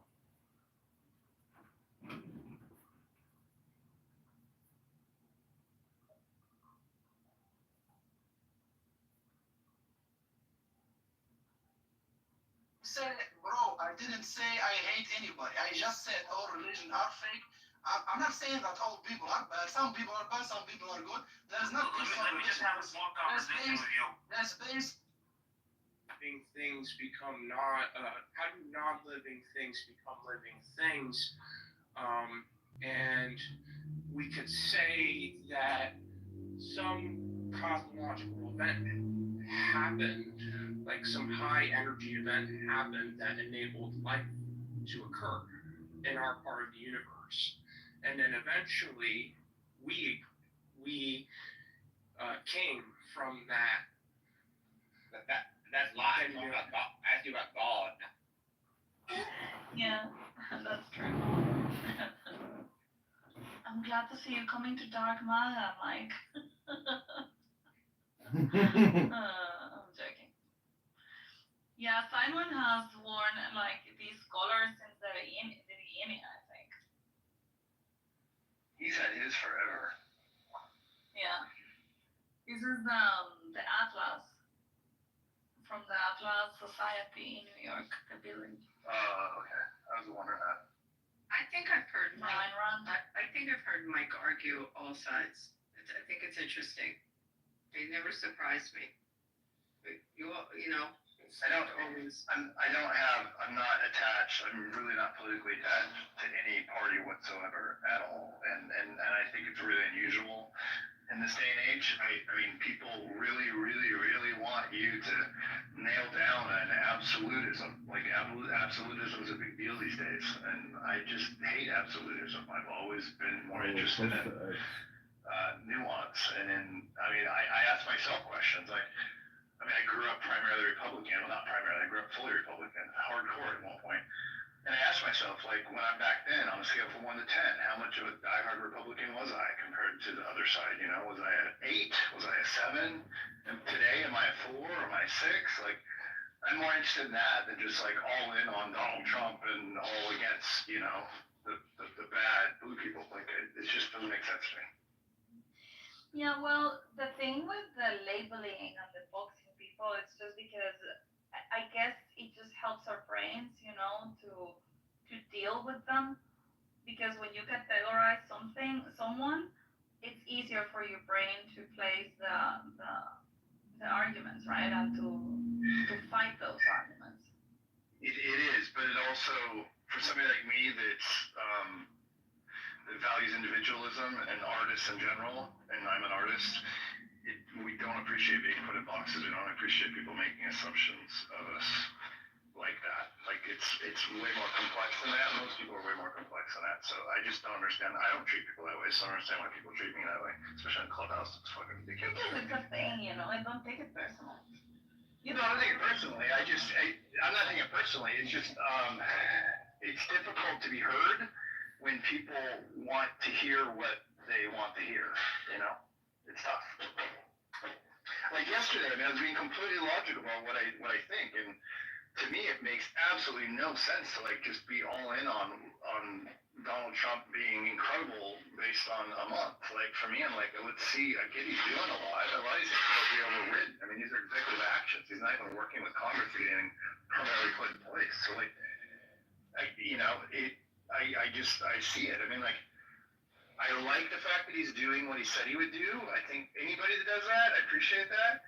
Then again, when it comes to making, solving prices for the middle class, he's not doing what he said he'd do at all. He hasn't even touched it. And I didn't expect him to, but a lot of people wanted him to. That's why they hired him. So that's something he's not doing. If we're going to call out all the stuff he is doing.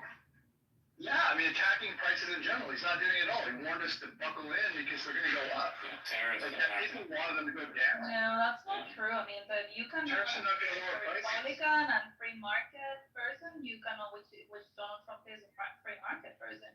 You cannot go for Listen, but the reason he won, free market. He said the reason he won largely is this time is because independents swung his way, and their number one demand was lowering prices. Yes, and that's the one thing he's not doing.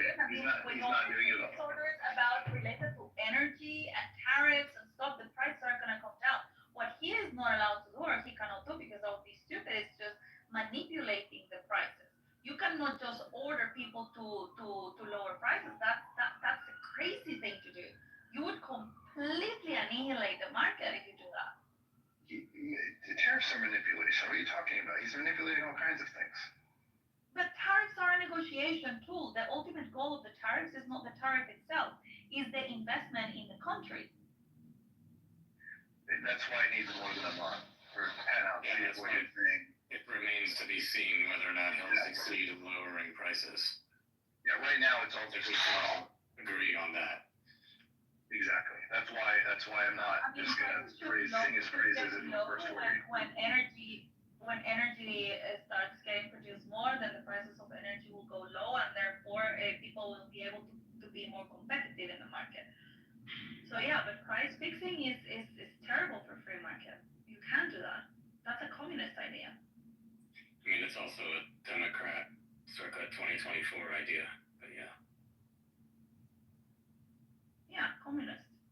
I don't think they were being serious. I just think that they had no other response for the problem of inflation, so they just blamed greedy corporations and promised price controls that they never would have done had they won the election, because everyone knows price controls only fuck shit up.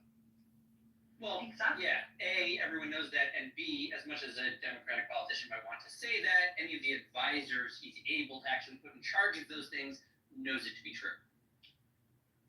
Yeah, it's true. Unless it's Bernie Sanders, he might actually go for price control. Yeah, no, he's a true believer. He thinks it's all just bullshit nonsense. He's a communist. He thinks that the numbers don't matter, the dollars don't matter, it's all just paper, everyone should work, be happy, like Marx taught us all.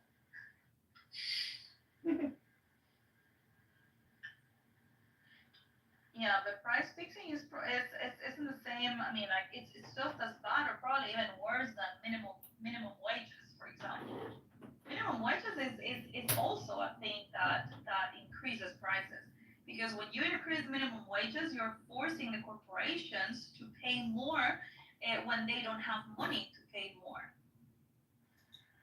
and they need to increase prices. Like all of these market interventions is what needs to go for the market to be able to feel competitive again. And that is what lowers prices. But that's not going to happen in 2 weeks.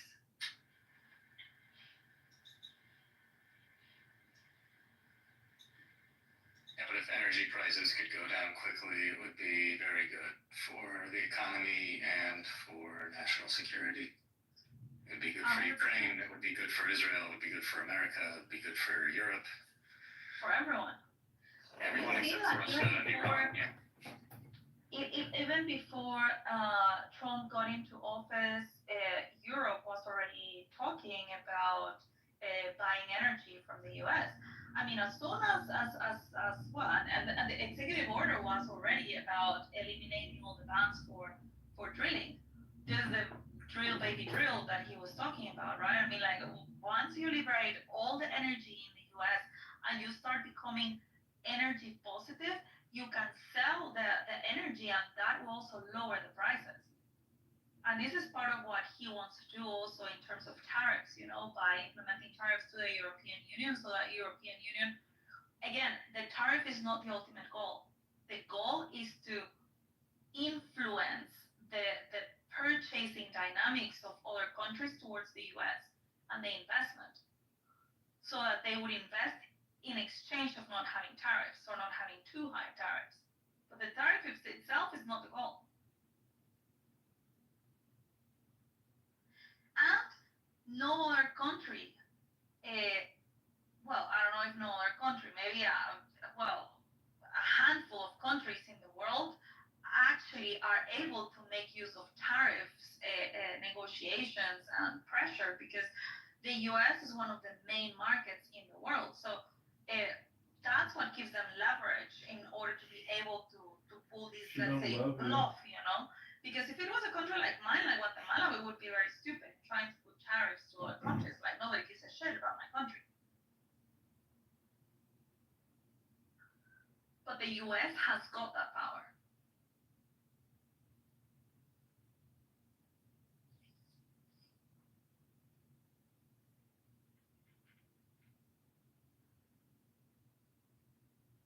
And economically, I don't agree with tariffs, but as a tool of negotiation, I can understand what he's trying to do.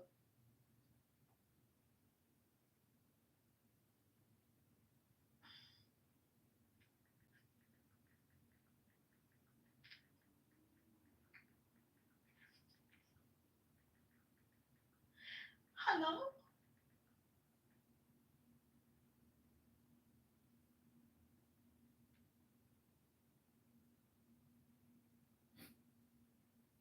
No, I cannot bring Simon up. Can somebody please bring him up?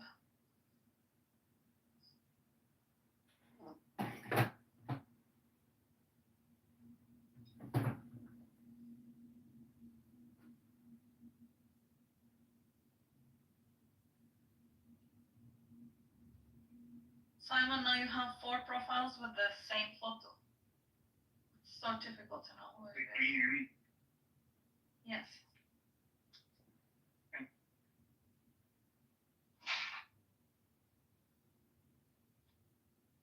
Mike, what was your MOS? It's the same as J.D. Vance, 4341 combat correspondent. I was a combat photojournalist and trained at DINFOS, which is Defense Information School, which is the same school he went to. Public relations / journalism / broadcasting is what we were trained in. So you were a private joker, essentially? Yeah, exact same job. Yeah. That's awesome. Yeah, same job. But I served 92 to 2000, which was 12 months after the Gulf War and 12 months before 9/11. So I didn't have any combat. I spent my time in the public affairs office doing press releases for the news media. I was in Los Angeles working with Hollywood on the movies that they were filming that really, corresponded to the Marine Corps. Like the most peaceful era. Yeah, I was, and my job was incredibly awesome. There's only 300 of us in the Marine Corps, and I was on my own. Like, I could literally call up a unit and find out what they're up to. It sounds cool, and just like tag along with them. And that was before the internet, so we were writing news stories on word processors and sending them back with the next flight, getting published. That's funny. They would go out to the U.S. papers and things. So like, if you're doing a story about a Marine and you find out what his hometown is, you send a press release with the news story out to that paper or whatever. So it's published nationwide on a regular basis. And okay, I served as an official base spokesperson for many like big things that occurred. So when I'd be quoted in the national news and all that stuff. So it was a great job. It was fun. I really enjoyed it. It's a good time to serve right between those events. It was fun, dude. I got nothing bad to say about it, man. I was in Japan just fucking living it up, flying out from Japan to Australia. Okay, did you ever see Saved by the Bell? Saved by the Bell? Yes, have you ever seen that show? I have seen that show, unfortunately, yes. Okay. So, they didn't address the parents, but... morning and I love you. Yeah, okay. Oh, yeah. I think I grew up with it anyway, my age. All right, great. We all... Before Screech became a porn star? Before Screech became a porn star, I remember those. Reason I brought up Saved by the Bell. It wasn't so we could just start singing. Okay. Kelly Perkowski, right? Her father, I remember this one episode where her father comes home and he is a military man. And he's wearing his full uniform and he says, bad news, honey. She says, what? He says, world peace. And she goes, that's not bad news, that's great. And he goes, no, I'm out of a job, right? I just remember that. I remember that as like a funny comedic intro to the idea that peace would mean that a decorated military man would be out of work and that's actually bad and sad. That's literally what happened.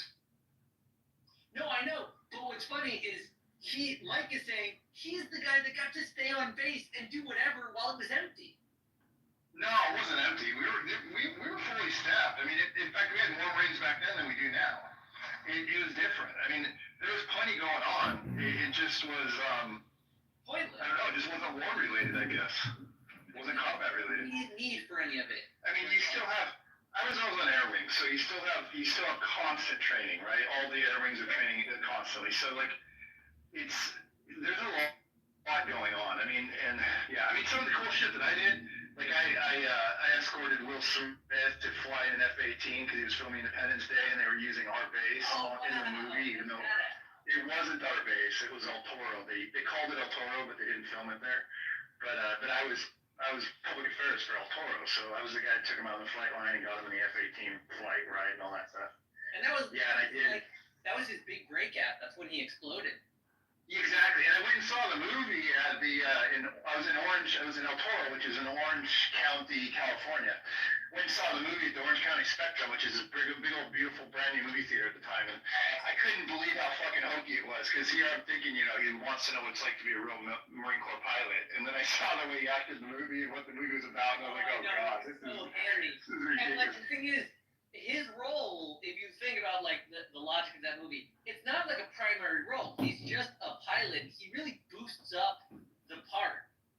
Right, but he got to go on a backseat flight in one of our two-seaters just because he was going to do it. But like, it just cracked me up. I also did movies for. The flight fights in Independence Day were better than like the modern Top Gun. The modern Top Gun, by the way, was really dumb. The hoops they went through to justify Yeah, that was all Tom Cruise, like, vanity project. I know, it was like Tom Cruise begging to the world, guys, please, I still want to be a cool pilot and need to do it. No, and he also put the other pilots through pilot training, like real pilot training. Like, the Navy did a lot for them. The Navy taught them to fly those airplanes. No, I get that. All of the them actors, are like, airplanes. He made it all legit, but I don't know, I felt like it was a gigantic project. No, No, it's a vanity project because like the beauty and the artistry of like Top Gun is the need, right? The narrative, the conflict. Oh, we need this guy up in this crazy machine. That's exactly. Right. Like There. he needs to be really in control of the aircraft in order to play the part. Like that's not.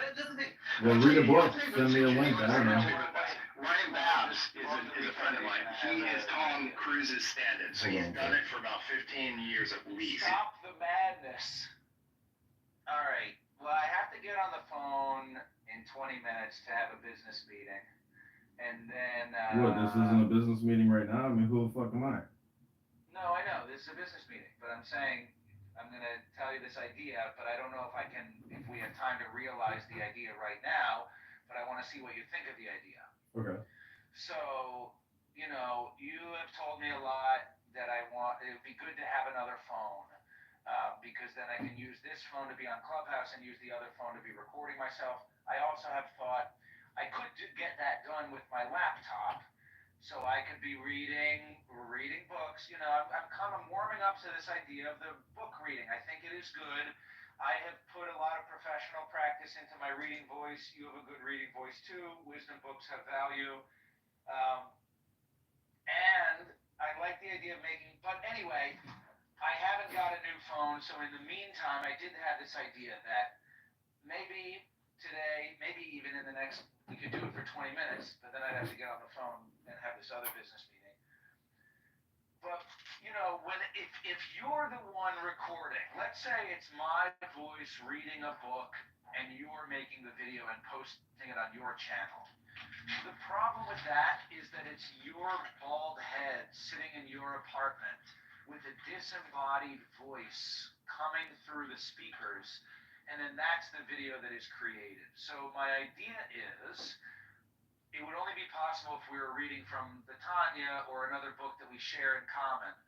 But for example, if I'm going to read, I think you could try either what if you think about putting the phone on the page or holding the book to the camera and then using your 5-minute tool to clip a video. Then the video actually is a consumable clip that's just this chapter of Tanya, and the image is the words. Yeah, you don't have to do it live on Clubhouse. I mean, I just want you to text me a link to your YouTube channel and say, hey, dude, I just did a 15-second short from the Tanya, from the Dow, and I'd be like, great, I'm going to take that link, I'm going to post it to X. But you know, you're going to have to be responsible for creating not content. even do it on Clubhouse, just read it. We can do it live on Clubhouse because then we'll record it also into Clubhouse. But you should spend the $50 to get a new burner phone. I can show you the Amazon. Phone that I buy, and it's literally $39.99. It's on discount right now, and I just bought two. I just bought 2 more of them. Let me find out, and I'll text you. Does it films video? Yeah, it's a cutting edge phone for $39.99.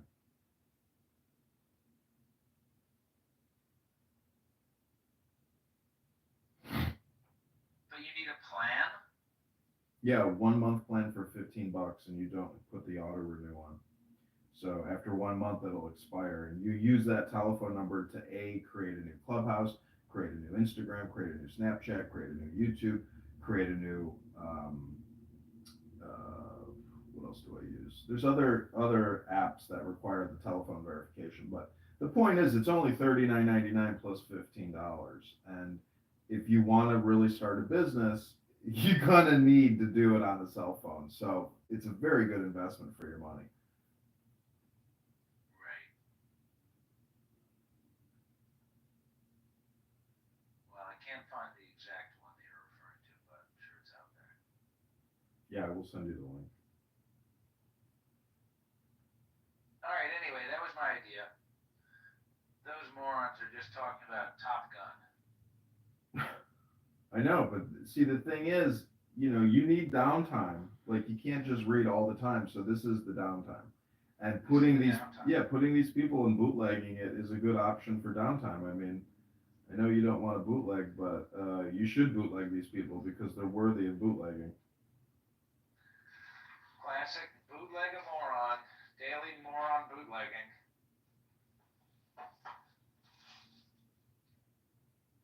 Who's Ranks? Do you know this person? Is that you? No. Ranks.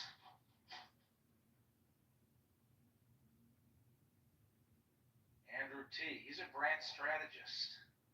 Fascinating. I don't insta-brag. Silence is golden. I'll speak only if asked. Well, I'm asking you to say, hello. What's up?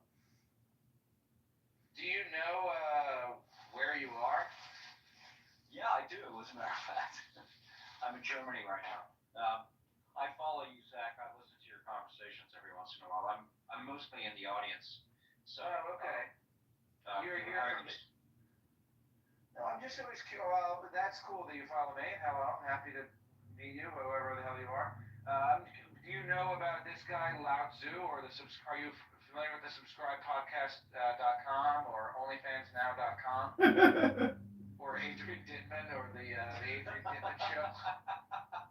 Are you familiar? That's pretty cool. No, I was just listening to you guys because since I follow you, I was a little, kind of curious, so I popped into your room. I hope you don't mind. No, I'm just always curious about how people make connections on this app. I mean, to be honest with you, I feel like most of the people who I speak with on Clubhouse, I have known for years at this point. Like, I'm not really expanding my Clubhouse circle, but I'm happy to make your acquaintance. Likewise, brother. And likewise, Lao Tzu, interesting discussion you guys are having. So, yes, subscribe now. Call now. What up, Mixad? Good Shabbos. Not yet. Good morning. Good Shabbos, good Shabbos.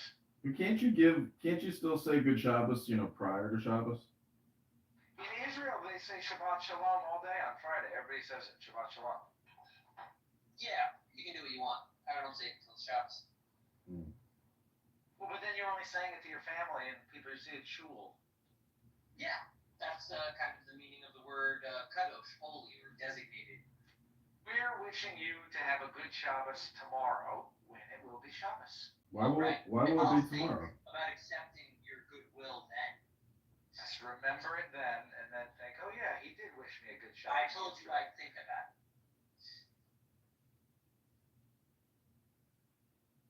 So we were just talking about how Zach is going to get a burner phone so he can start creating YouTube clips, reading Tanya, reading Torah, reading Talmud, reading any kind of wisdom book. You have a new cult member.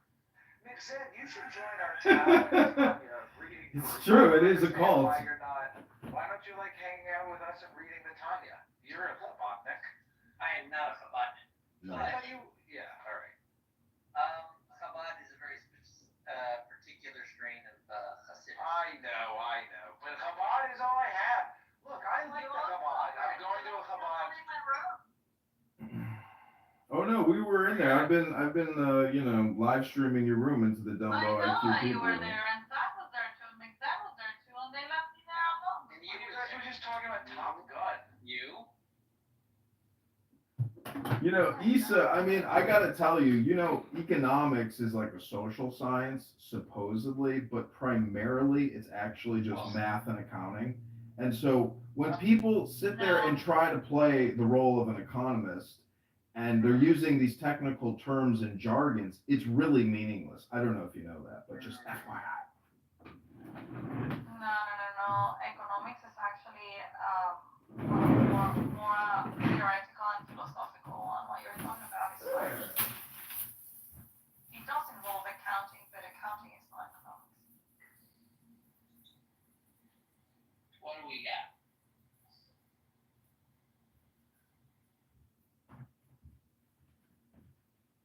Anyway, I have to get on the phone in 10 minutes, but we might as well have a room going into town, Tanya House. Or to see about airport. Zach, I gotta tell you, there's no difference between houses, right?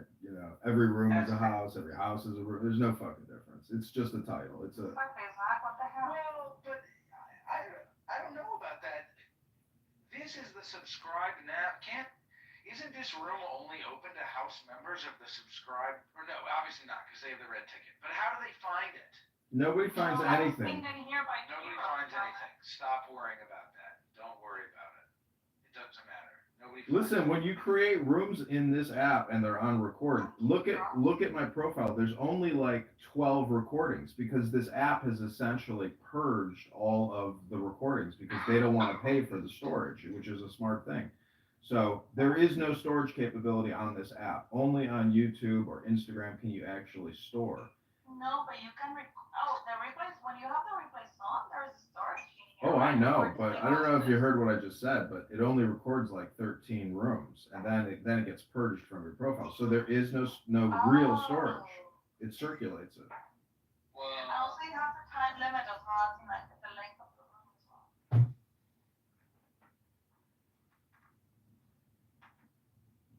I think it's like 2 hours or so, and if you do 2 hours and 1 second, it just will stop recording. It will not store it.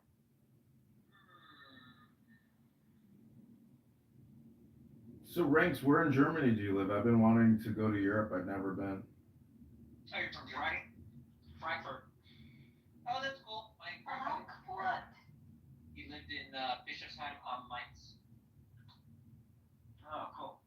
I've been here 5 years. Oh, that's cool. And I'm moving away at the end of the month. Done. Finished. Are you German? Where are No, you from? absolutely not. California. That's cool. We'll bring you to Germany for, what did you say, 5 years? Yeah, 5 years. Work in the automotive industry. Oh, interesting. BMW? No, I work for a consulting firm. We work with various companies, but right now we're fixing the Volkswagen crisis. Hopefully it's going to solve itself, but it's not looking very good. But what's the current crisis that you were working on? Restructuring, scaling, strategizing. The company's not doing well. Layoffs. The economy's in the toilet, so there's nothing you can do about that. Geopolitical situation here in Germany is not good at all. Tensions are extremely high, especially when it comes to racism. Probably what you heard yesterday about the there. In terms of racism, from an American Californian perspective, what's the feelings like about racism? They use the N-word a lot. I'm asking the witness, the guy from Germany. No, it's the fucking Muslims, dude. That's the problem in Europe. I want his answer. Your answers every day.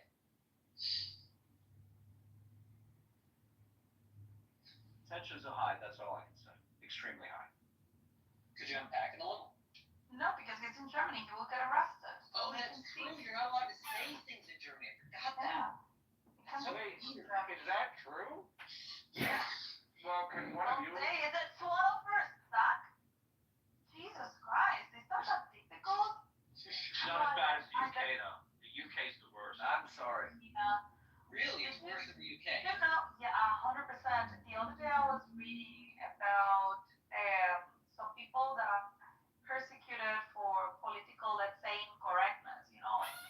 I don't remember the exact numbers, but it was like in Russia, you know, there was last year, well, actually not last year because that's 2024, in 2023, there were like, I don't know, 500 people, 800 people that were put in jail, you know, for political persecution. And in the UK, there was like 5,000 people. It was ridiculous. So the UK actually has more political. Bye. Bye. I'm not going through that again. Okay, so I'm going to create a new dumb low IQ clown room. Dumb low IQ people. No, dumb low IQ talk nothing.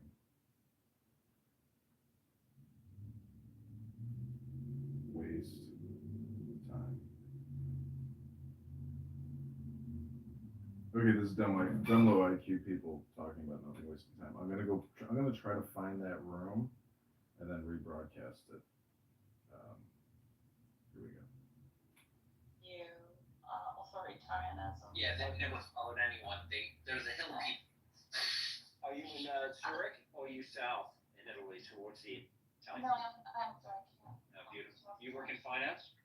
No, I work in sports. Sports. Yeah. How's life in Zurich? Cold at the moment, but it's very nice. I mean, I like it. I mean, it depends on your personality, you know. Like, I don't like crazy cities, so to me, it's beautiful. It's like quiet, organized, safe, clean, super healthy, green, lakes, rivers. So I cannot really complain. I live a little bit outside of the city center, and I have a little mountain behind my building where I go for walks, and I get my raw milk, and I pet the cows and pet the chickens, and yeah, I mean, it's beautiful. This country is amazing. I don't go to Zurich very often. I go to Geneva and I go down to Lugano quite a bit. So I don't know you're part of but hopefully I'm going to get to Bern, Zurich in the next couple, probably by April. Hopefully that's going to be nice. Zach, where are you based, by the way? Because I was following you the other day. You were talking with Ryan, who I'm connected with. You based in New York, right? With Ron? No. Which Ryan? Boswell? Oh, the young Ryan. The gay guy? I think so. Yeah, Ryan T. Boswell. Yeah, I live in Portland, Maine. Portland, Maine. Okay. And how is Portland, Maine? How is that area? Oh God, just have an orgasm. You know, Zach, I never knew you were living in Portland, but that totally tracks now. I'm not Why? from Maine. Is that hippie? I'm not from Maine, Zach. I'm from DC. What? You were born in DC? Interesting. Did you go to Chappelle's high school? I went to high school that was renamed. I went to Woodrow Wilson High School, which is now known as Jackson Reed. They renamed it because Woodrow Wilson owns something. Woodrow Wilson was a racist, and they turned it into. They named it after some black people, some black superintendent or something. Oh God. But no, I've lived in Maine for about 12 years, but I'm not from here. So. Can we, Zach, since you're the top left mod, can you deactivate the? Oh no, the replays. I'm gonna do that.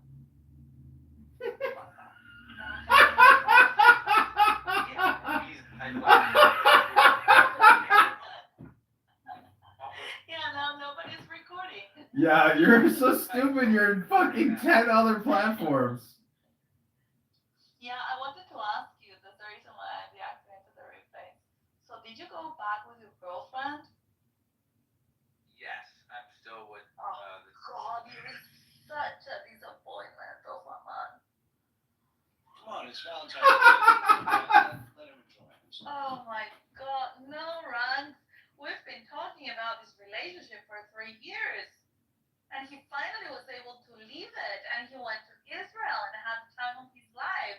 And now he's back, and he went back to the U.S. and It's a pussy pocket. He's suffering there. Zach, do you not like your girlfriend?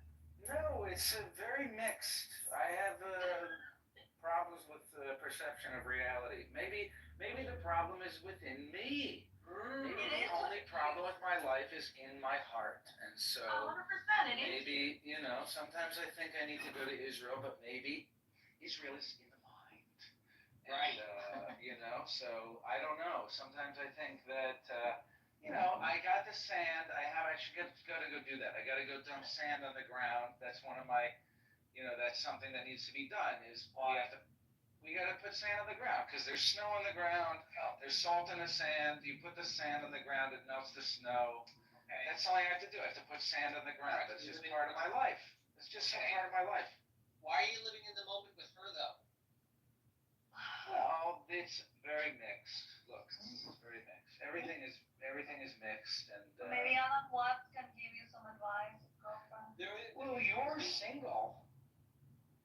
Yeah, so what?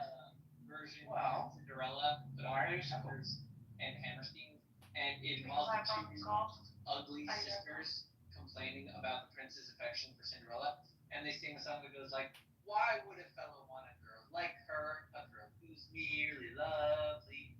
Why couldn't anyone? Why can't he ever once prefer a simple girl like me?" So why do you prefer her? I put the explanation in the chat, FYI. Yeah, the booty peach. The booty peach? It's a peach bucket, meaning that, you know, you can go to Israel, but when you come back, there's still a peach waiting for you. So it's like a pussy pocket. Peach bucket. It's a classic peach bucket situation. A peach bucket. Oh my god, Peppa's here. Peppa's perfect for this room. Why? Because it's dumb, low IQ people talking about nothing, wasting time. Pepe's he's a doctor in that. He's been doing that for years with Mon. Harsh. Welcome, Peppa, to the lowest IQ room. Yeah, we're all low IQ here. Yeah. Mixed definitely has the highest IQ. I'm super retarded. You don't have my results. No, Mixed, I mean, he has the highest IQ for sure out of everybody. Because he's a Jew. Maybe even on all of Clubhouse, I would say he's up there. Because you're a Jew, like that, so that makes you high. No, he's educated. I have a doctorate. Yeah, but not just that. I mean, you're also educated in, Judaic studies, so you got that going for you too. Although that is technically a bachelor's. And I don't have smicha, so I'm not a rabbi. So it is proper that, like, my Jewish education is technically, credential-wise, capped at bachelor's. It's good enough. Oh, hi, Mike. Welcome to the lowest IQ room. I'm gonna fit right in. Hi, Mike. Andrew. Oh, hey, Andrew. How are you, brother? Good to see you. Wait, your name is Andrew, not Ranch? What? Good to see you too. Your PTR is a lot uglier than you are in real life. Yeah, it seems that Are you okay, Andrew? Yeah, my name's Andrew. My nickname's Rax. Everybody calls me Rax. Are you okay? Mike. No, he's not. He's not. That's my point. That is Jigsaw from Punisher, right? Wait, do you guys know each other IRL? Not really, but we've been on here for, and we've talked off of here, and we've been both on here since the very beginning of Clubhouse. You've known each other long enough to send each other some nudes. Yeah. More importantly, more likely, it really stems from the fact that we were on Clubhouse when there was like not very many people here. It was in the very beginning, so it's just been a long time. I thought you were around here. It was a whole other world back then. Yep. That's right. In philosophy, they say that the now is all important. It's the only thing important. Like now. The everlasting wow is happening right now. What? And now. Right now. Now. Wow. Now. Now. Mixed, do you think there's any truth in the belief that the word God means go do? So it's an action, not a thing. Who told you that? No. That only works in English. Yeah, that only works. Yeah, exactly. What about Dios? It does work in English. I like that. I told you this last time. Yeah, listen, if the nice little God. Hey, do you ever think about how a therapist, like when you go to see a therapist, it's actually the rapist? Yes. The rapist. Every single time. Every single time. Yeah. We all knew it was that. So I filmed this video, and it was I had a lot of ants in my kitchen, so I was feeding them poison, and then I was recording them eating the poison, and then I was playing a commercial from BetterHelp Therapy, and it is the funniest video in the world because you're thinking like, oh, if I'm going to a therapist, I'm sitting there just eating their poison, killing myself, Anyways, the point is, it's just, I don't know. Right. The video just kills me. You know, you can just clean with vinegar and ants will not come back. Well, I live next to a vegetable garden, and I'm pretty sure that the wooden I knew wooden it. thing in the back of my building is like infested with ants, so it's like a never-ending battle of killing ants. Yeah, I have these little black ants. I couldn't get rid of them. The one thing that they love was the ant bait that was like a gel, like a clear gel that you would squirt out of a syringe. They fucking love that shit. It's the only thing they would eat. Nice. I had a squirrel that was eating the ant baits. You know, it's like a cake kind of a thing, and I don't know if the squirrel died or not, but I felt bad that the squirrel was eating it. So I want to thank you all for coming to Dumb Low IQ, people talking about nothing, wasting time on Clubhouse. This is a perpetually running show. I do it every day. I record people talking about nothing, wasting their time. That's what we do all best. We don't always record it. Thank you for having us. I'm technically trying to reverse engineer my way out of this hypnosis web trap that has, been Well, that's spawned. why you're so angry all the time. I get it. Well, You're brilliant. you're upset. No, Thank he's you. upset because he's addicted to the thing. He's processing it with the group therapy Yeah. he's addicted to. That's hilarious. I don't think I'm angry all the time. I think I'm angry sometimes, and You have a usually. lot of passion. I'm saying there's a lot of built up emotional energy there. Maybe there's like guilt over being on the app. Yeah. Like it makes For sense. sure. Like you're trying to get out. For sure, there is a guilt aspect to sitting here. The thing is, like, I went out last night and I saw all these people gathered. They're all co-workers, and I'm like, I'm really not working. This is really pathetic. Have you had dates lately? Yeah, I took a girl out on a date last night. Oh. How did it go? It went okay. She was a nice girl, a nice, normal person. She's a teacher. I don't think she's a hardcore liberal. She was Catholic. She was Italian. She had a family. She was a nice, loving person. She was a very nice person. It was a very nice date compared to a lot of the riffraff. Tell her about us. Do not tell her about your internet behavior. Oh, I assure you, before I go into before I go into a relationship again, I'm gonna make all my Instagrams private, so there's no leakage.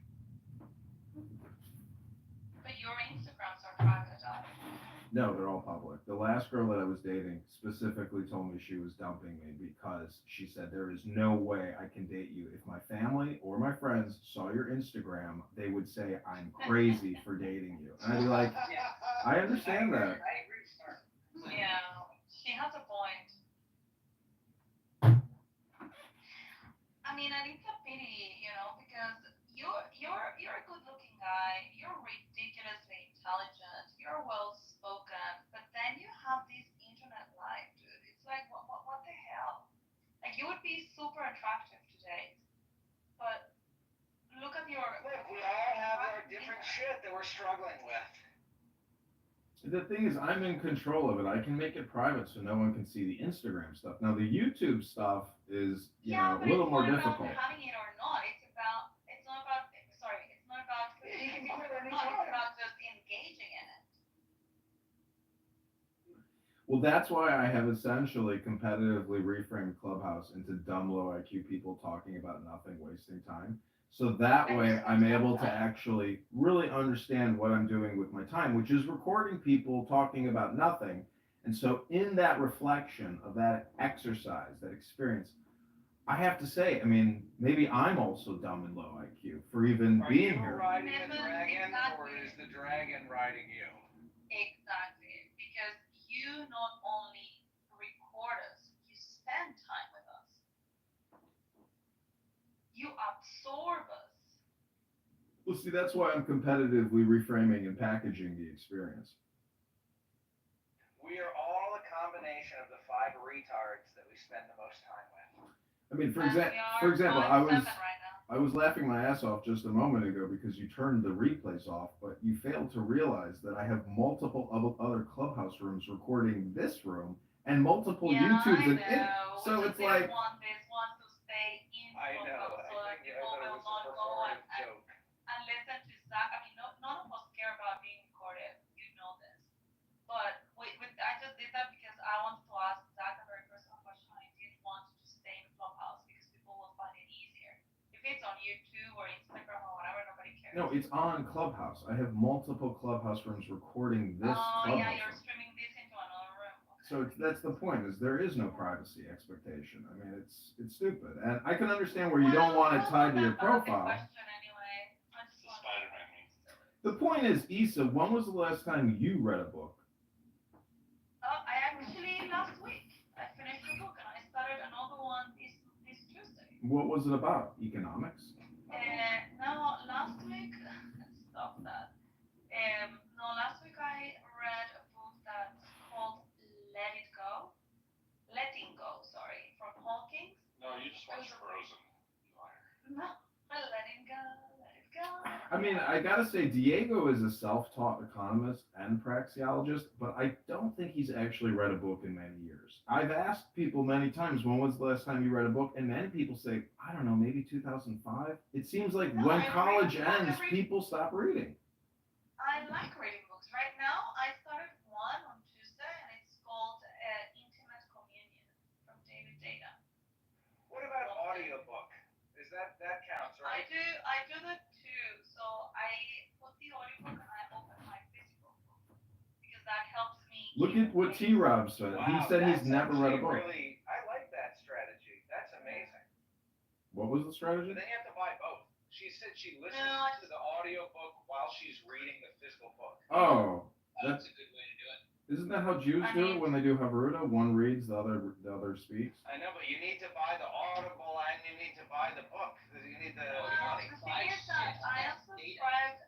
No, because I'm subscribed to Spotify, and Spotify has got like 15 hours, so 40 books. What about reading a book out loud, recording yourself reading it, and then listening to what you read? No, that's your thing, Edmund. Your padded cell. Well, I gotta say, Nora is in a padded cell. Did you know they put Nora in a straitjacket? Is she actually? Yeah, she's still in a clinic today. Wait, Tomorrow, really? I thought you guys were fucking around. She's straight up in Wow. her hearing. Her hearing is tomorrow. How do you know all this? Because Abby was.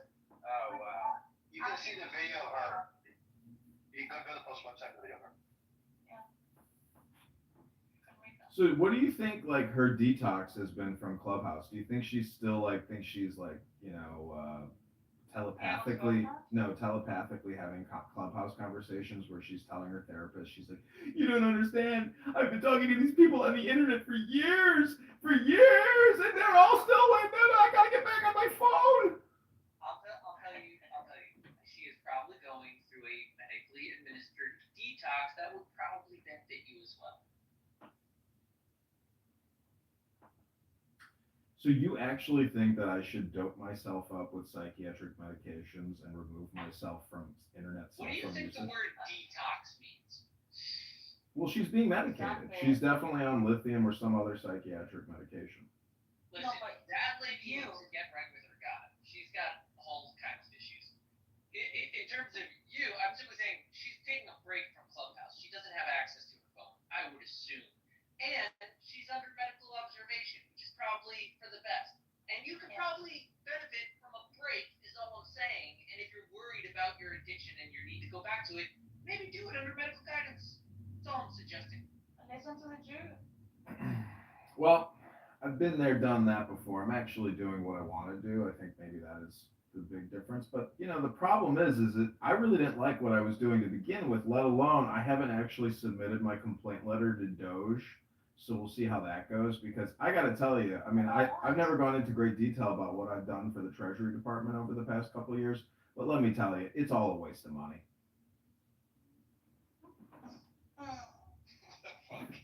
You're saying the Treasury Department itself is a waste of money? No, No, what I'm saying, what I was doing, I mean, I was opening and closing IRS offices for many years. And guess what many of these employees at IRS offices need to do? They need to fucking clean the office. They don't need to fucking go open new offices. It's a waste of money. These are shakedown offices. They need to convert. Okay, anyways. slow down. If I understand correctly, when you say you want to write a letter to Doge, you're saying that you have a particular insight into some government waste that you would like to bring to Doge's attention. Yes, I'm a whistleblower. Okay, go ahead. Why not? We all knew that. I know, I'm gonna do it. I'm just very lazy at the moment. You're gonna do it. It's a fucking letter. At this point, you can dictate it and tell ChatGPT to finish it and send it. That's right. I know, but the whole point is like, to what end? I mean, my life isn't gonna I change. agree with you. I don't know why you want to send such a letter, but if you want to, go ahead, finish it in 5 minutes, and then get back to us. And then the other thing is, I have this lawyer and this judge downtown that have essentially debanked me, so that's very demoralizing in terms of wanting to go back to work. Have the judge unbailed? Yeah. This is because They took my checking. I can't even go back to work. This is what I don't understand about garnishment. If they're gonna do a wage garnishment, but also seize my bank accounts, like, that's next level. That's like saying you don't actually exist. We will take everything you create. Fucking money, and if you don't pay, we'll take whatever we can. So how do you do? Where do you get your money? Cash, drugs? You know what they used to do in Dickensian England? They had debtors' prison. And a lot more. They would say, Well, I'm yeah, sorry if it would be jail. Everybody would be jail. Q, have you heard anything in the other rooms about Nora? Do you have an update? I try to just ignore it. Ignore. But no, nothing. You guys know more than I do. I didn't Yeah. know she was gonna have. I did. Diego doesn't talk about it. I know. Yeah, but was she released from jail? Well, she was put in prison for like 92 hours, 5150. The code for like if you're in danger of Psychiatric hold. harming yourself. Yeah, exactly. And so she's released 72 hours later, but then she was transferred to Bellevue. I think. How did she know about the writ of habeas corpus? Because when you're being held in a 5150 in a psych holding facility, many people don't know about habeas corpus, so they just stay there for months even. Right? No, but it's 72 hours with the 5150 thing. I mean, if there is another problem or whatever, like she can be held for like a week and then for months or whatever. But the initial measure is supposed to be 72 hours. Yeah, I know. She was transferred to this. She was transferred to this mental clinic, and she's being held there in New York until I guess tomorrow when she's going to be given her sentence or whatever. No, there's no sentence. She's gonna if she's actually being charged or prosecuted. Not charged, yeah, she will be charged. Well, anyways, can we maybe send some flowers to her? Like, let's send her a Valentine's Day gift from Diego. No, Diego should send flowers. Yeah, that's what I'm thinking. So We'll just send the flowers on his behalf. Oh, his behalf. Oh, that's clever.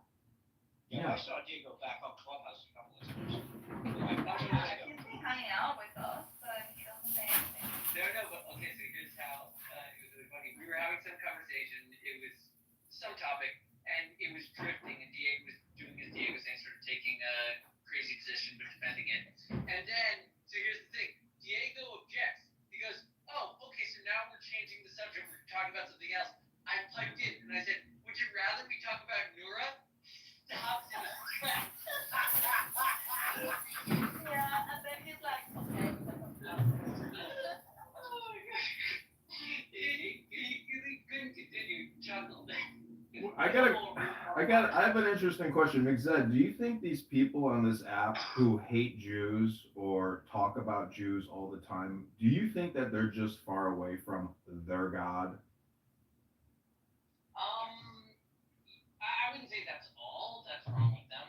Like, yeah, if a person has like a hatred towards his fellow man, he's far away from God, the vision of God. But I'd say that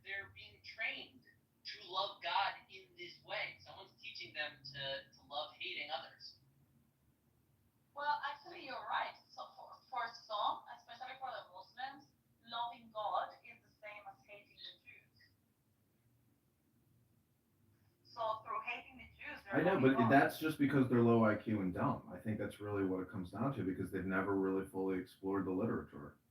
You could say that they're low IQ, but you're really just like gaslighting them from a modern, secular, enlightened perspective speaking English, right? They are entitled to their passionate, romantic, archaic version of righteous warriors and indignant victims, right? They're living in the old epics of Don Quixote with like damsels in distress and valiant knights. To them, it's romantic and passionate and righteous to hate these evil foreigners that are attacking their sacred people. It's funny. It's funny. Get an epic. Yeah, it's funny, but like when the story's over and you examine their hair and you're like, oof, you should really use Head and Shoulders. You're like, you guys are neglecting a lot of important things like personal hygiene.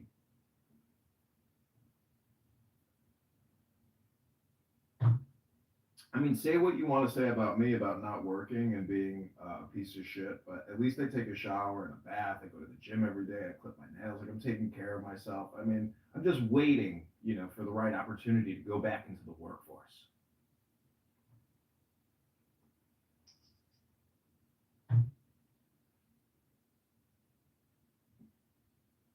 But the truth is, I don't think I'll ever go back in the workforce. I mean, I may. The thing is, if I have to file Chapter 13, like, why go back to a hard 40-hour-a-week job when I can just take, a low-level part-time job and do the Chapter 13 over 2 to 3 years and just, give them as little as possible by having a mediocre, job, which is local and easy to get to, and then go back to full participation after the bankruptcy's over. That's my thoughts.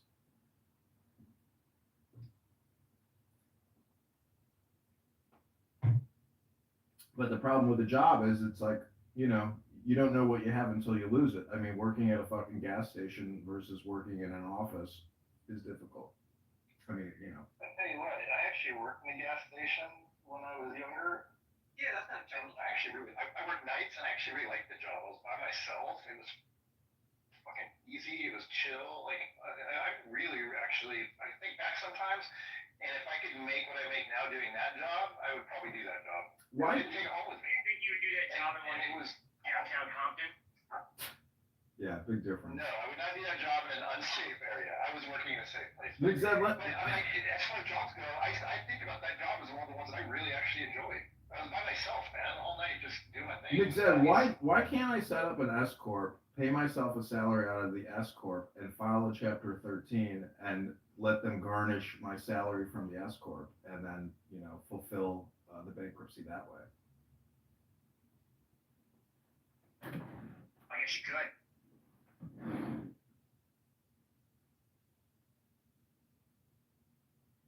I'm paying myself and I'm paying out. Why can't I get this bankruptcy discharged?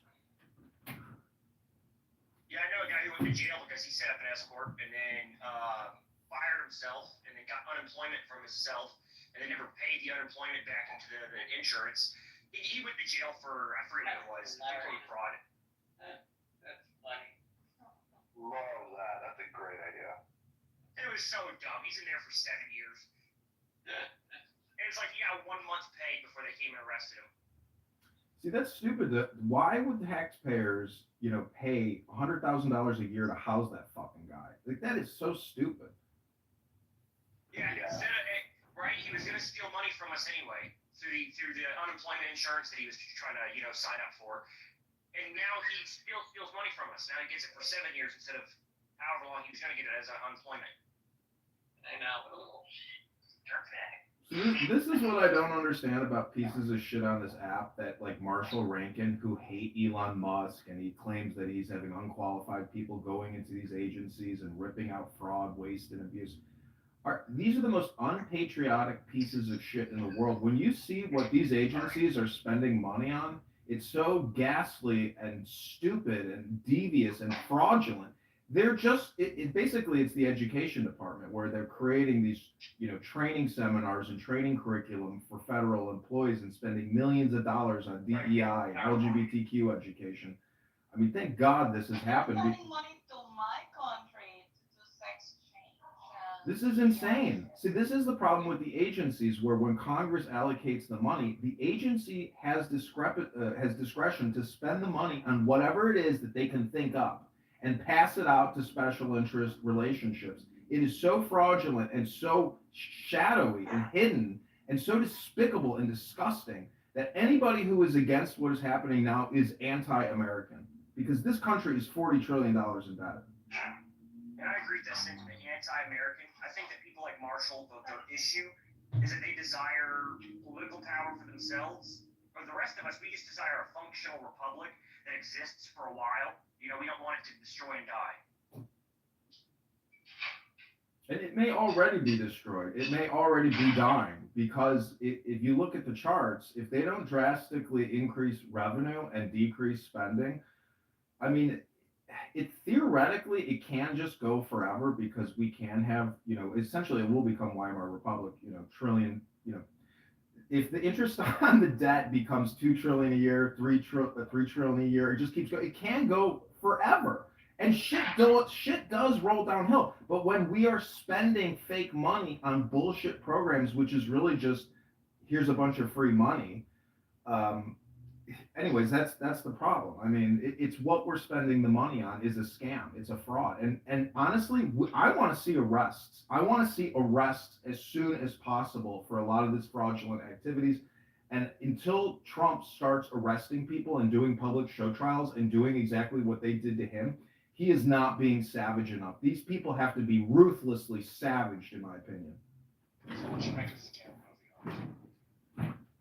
Who could that? Who could do that? So just go to scammovie.com. I mean, but anyways, yeah. I agree with what James said. I do know that Donald Trump, his legacy does depend on if he acts or not. If he does nothing and he lets these people get away with it, he will not be remembered as a good president. He will be remembered as a bad one.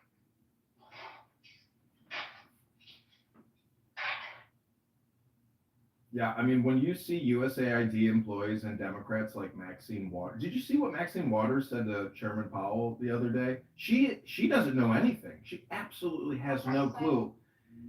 First of all, anything that Chairman Powell says is extremely interesting, because he literally is the Wizard of Oz. And he makes very just short, brief comments about tools and leverages and mechanisms, and then he always defers to Congress. And it's funny, because it's like you can see how rational conservatives actually don't disrespect or dislike Chairman Powell, let alone even bankers in the current environment of stupid people. So it's like the criticism of the Federal Reserve is gone for the most part. But people like Maxine Waters have no idea essentially what the Federal Reserve is, what banking institutions are. She only gives a fuck about how much money she's gonna make and how much her fucking daughter is gonna make. I mean, these are just short-term, low IQ, dumb people, and the fact that they keep getting reelected is unbelievable. So I don't know, like maybe in some ways, basically it goes back to what George Carlin said. He says, your politicians don't suck, you suck. The public sucks, because these people come from the public. So that's what's happening, is we have an incredible deficit of education and intelligence in this country. We have been dumbed down with McDonald's and television and everything else, where, again, that's why I say you gotta go back to books. There's no other way to essentially solve the problem until we actually have a high level of education and intelligence, where we are no longer subject to racial identity politics. And you know, what you just said goes back to another room that we had last night. We were talking about term limits, and I was trying to explain to people that term limits are a bad idea. Congress is not the problem. We are the problem. The problem is not that we get to elect people and make mistakes. The problem is that we continue to make the mistakes. We have to not do this as the voters, and that's the only way to solve it. Trying to limit Congress does not do anything except limit what me and you as the voters can pick into the future. It limits who we can choose to lead us. Well, let me just step in and say all community. Trying to goad us into saying no limitations for Congress? There should be no term limits of Congress. There should be none. No. There's none for federal agencies. There's none for federal agency positions, et cetera, et cetera. So if you limit Congress, you're limiting yourself. You vote for that. You don't vote for the other stuff. You only vote for the people in Congress, in Senate, and as the president. For to limit them is to limit you, not them. So you want the same Congress forever? You get to vote. If the people are voting for the same Congress forever, I'm sorry, but that is the will of the people, and that is exactly what I believe in. Same with the president. Yes, if the will of the people, that's democracy. Are you not part of democracy? Do you not believe in a republic? Do you believe in an autocratic system? Because I do not. James, I like what you said the other day. You said, "Sir, you have forgotten that you are a citizen in a republic. You have forgotten the way of the republic," and that's really the problem. Is people no longer have that perspective. No, look, I agree with that. Right? Because if everyone votes for the same people, yeah, it makes sense, right? That's what the people want. I love democracy, but Yeah. majority should always be For Republican. Let me just say, all communication is hypnosis. Oh, where did he hear that from? I don't know. I must have hypnotized him. Yeah, so this is why I have essentially rebranded Clubhouse as the dumb low IQ talking app where people waste time to talk about nothing. And I can easily go to another room right now and give you a sample of your fellow Americans talking about absolutely nothing. Let's play a game. Go to another room and we will bet on how soon until we hear smoke. Okay, I'm going to take you into the Gestalt house. This is the philosophy of religion. Rationality. Just give it 30 seconds. In terms of how well you do in these prisoners' dilemmas, then, it sounds like I'm gonna get to tell you like these weird cases where, like the most rational being is some like idiot weirdo who has like an unanalyzable mind.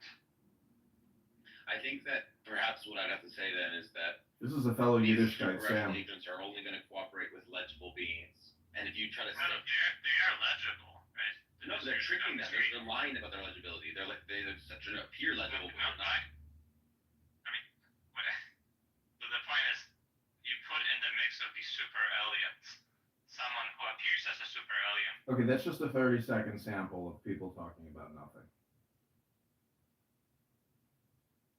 Now let me take you into the Section 8 housing project. This is Valentine's Day in the ghetto.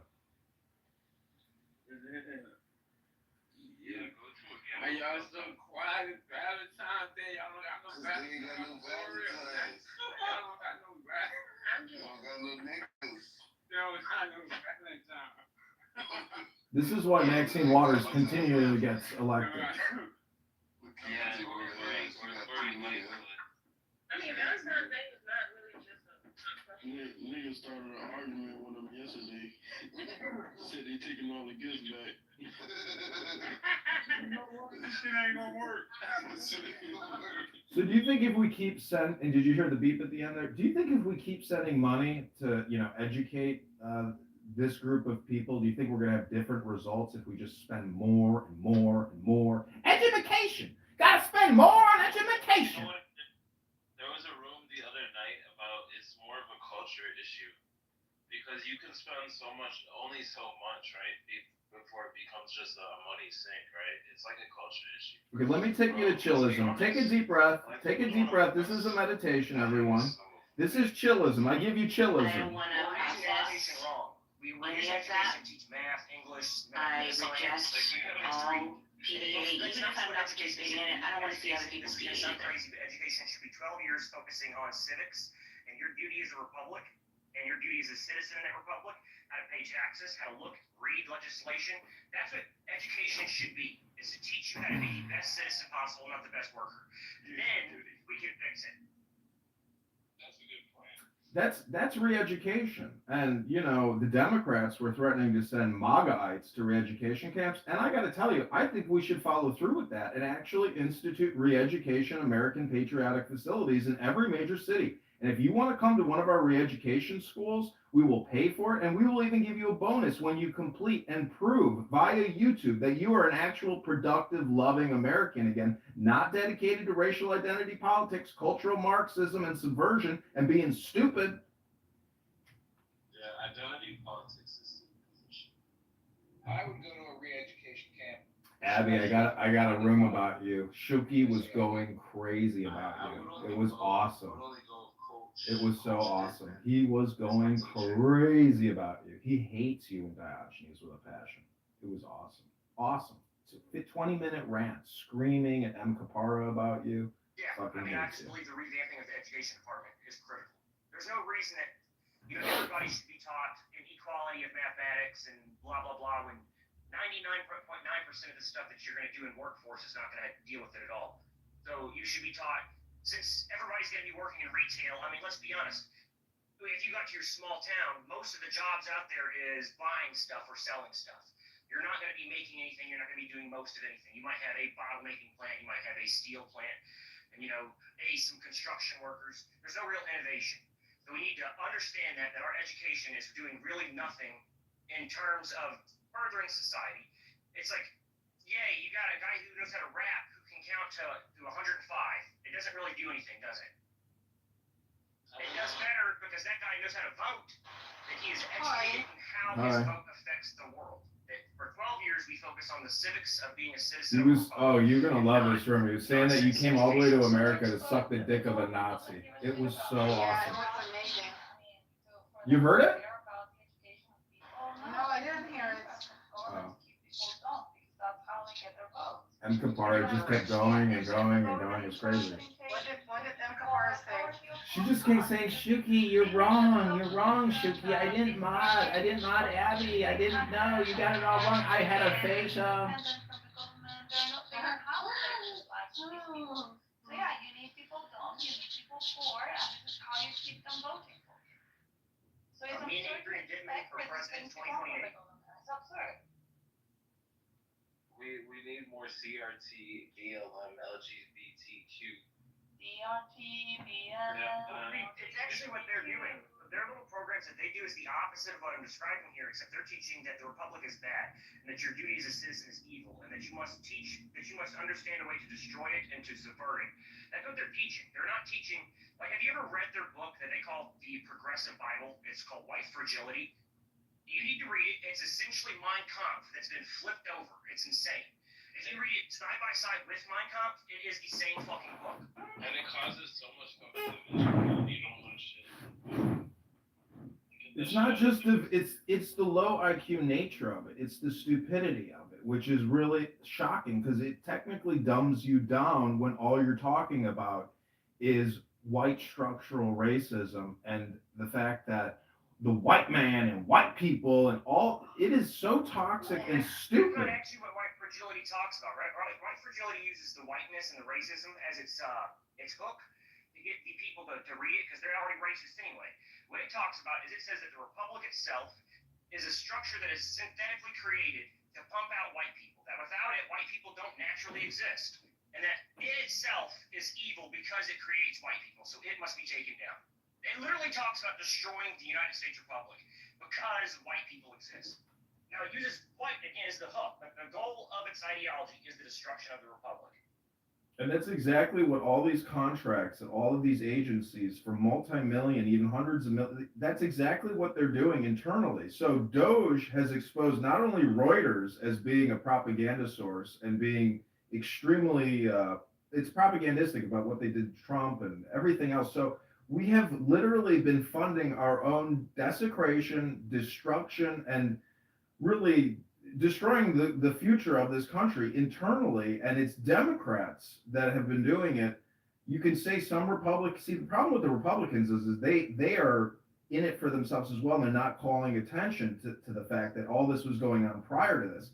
There may be some resistance if Kamala and Waltz had won, but the funding would have gone on irregardless, even if you call it out. So we literally saved ourselves from the most toxic experience and destruction and desecration ever. And we have to do everything we can to destroy these people mercilessly, savagely, and call them out, record them, document them. The Jews have the Jew hate database of anti-Semites. We need to have the American racist anti-American database and capture these people who are low IQ and racists and bigots and propagandists and liars and thieves and scum and traitors. We have to document these people.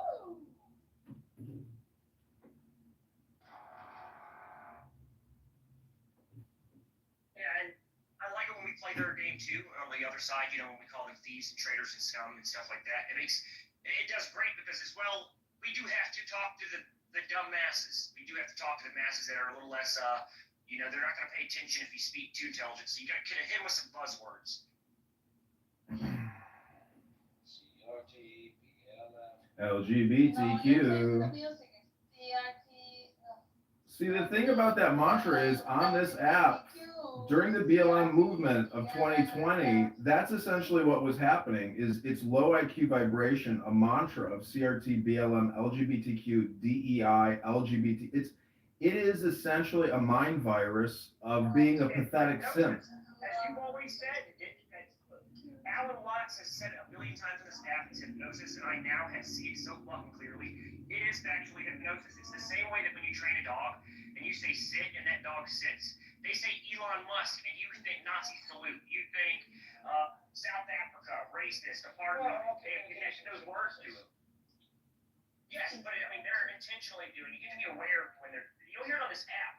So the problem is it's like zombies. So when they're hypnotized, they then try to spread that hypnosis to others that are not hypnotized with the same thing.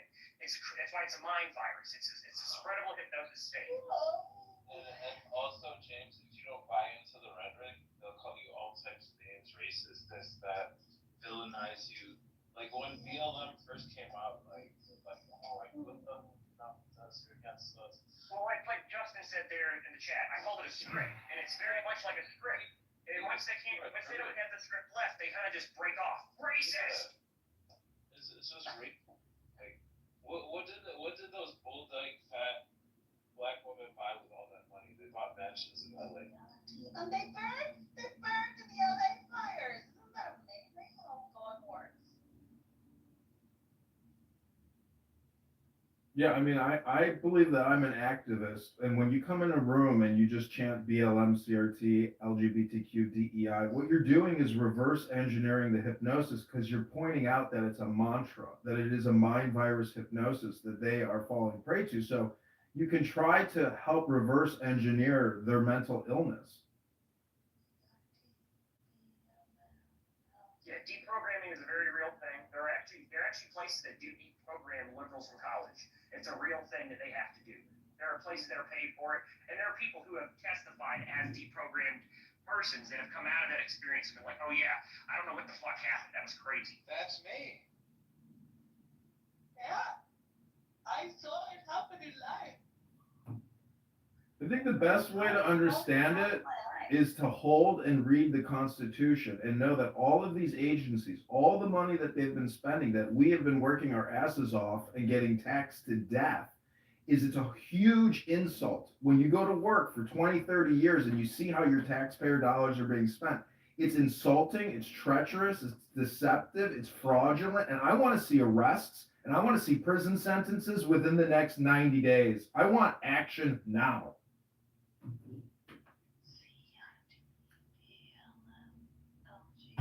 Mike, did the owners of BLM ever get like charged or anything for that?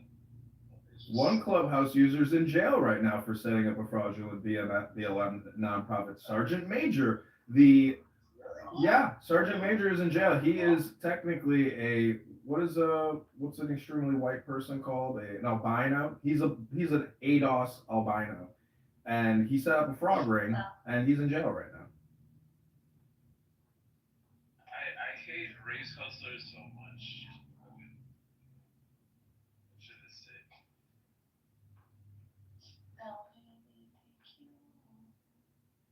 CRT, BLM, LGBTQ, DEI, DEI, DEI.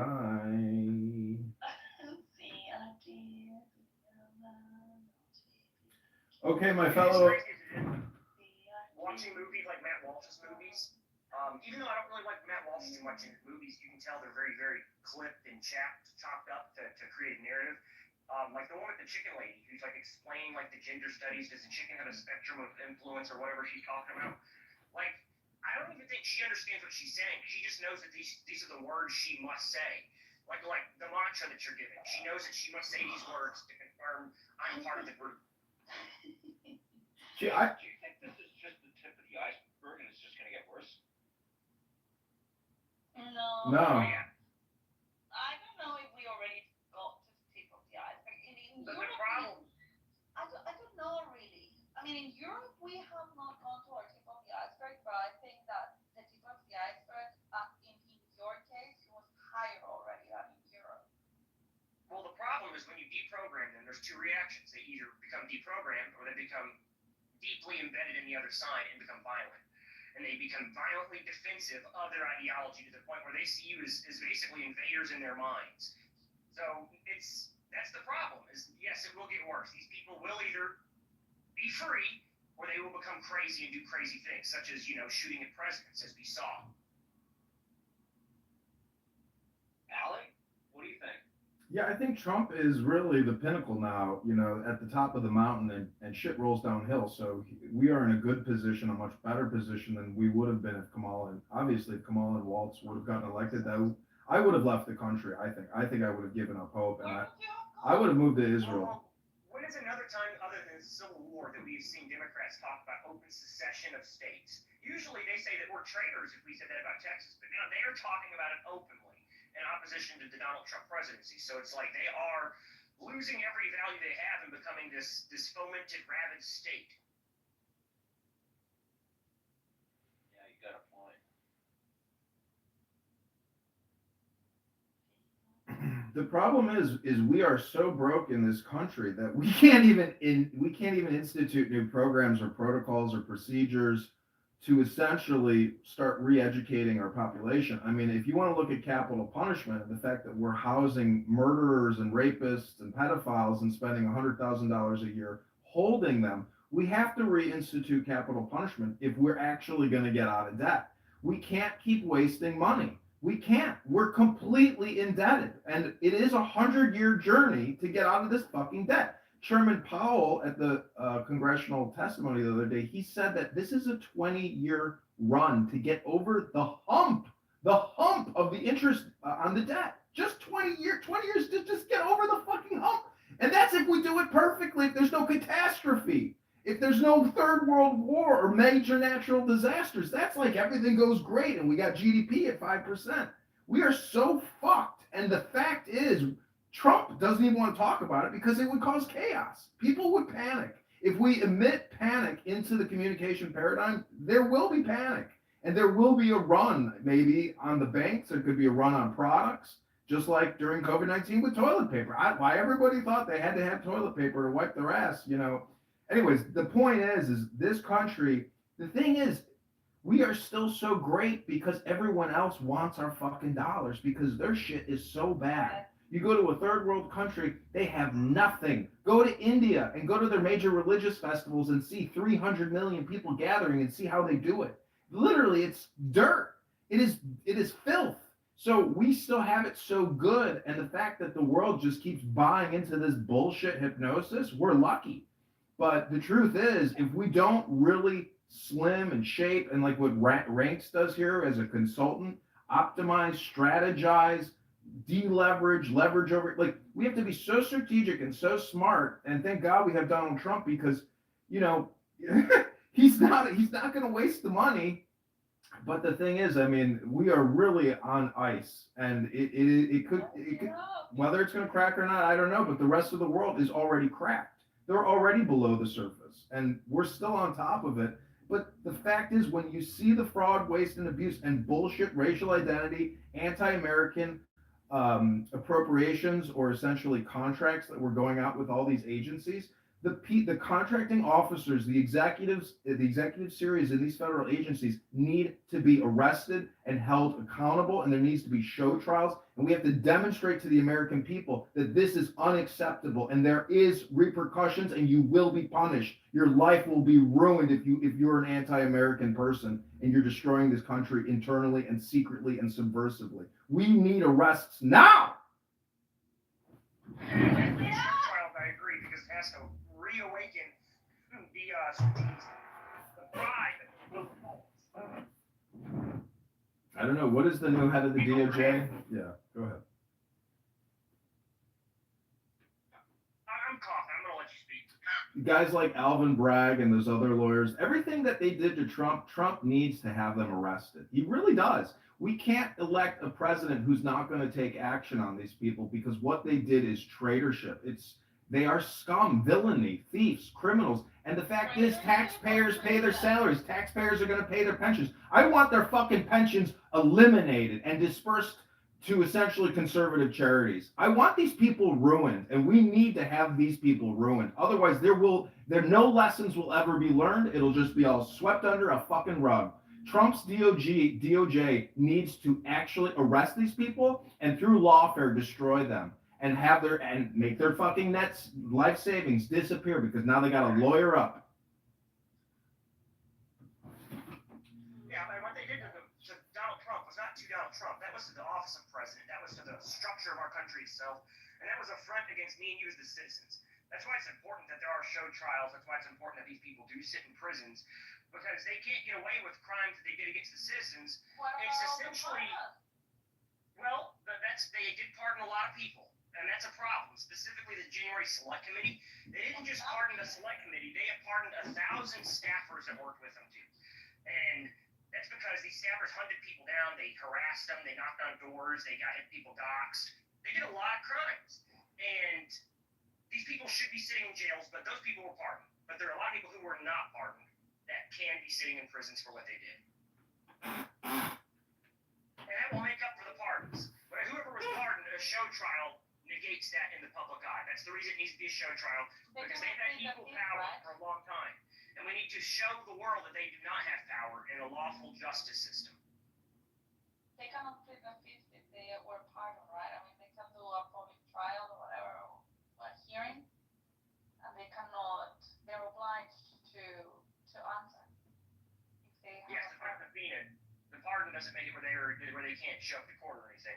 So if they're subpoenaed to testify or witness against somebody, like they have to answer.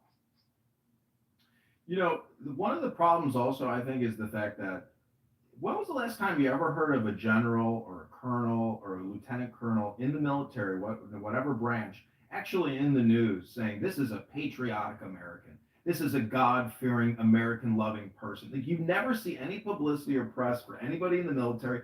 It's like they're completely separated from society. They have no involvement in our society. And if you look historically at all major countries, I mean, generals and colonels have saved those republics, have saved those democracies, or saved those countries.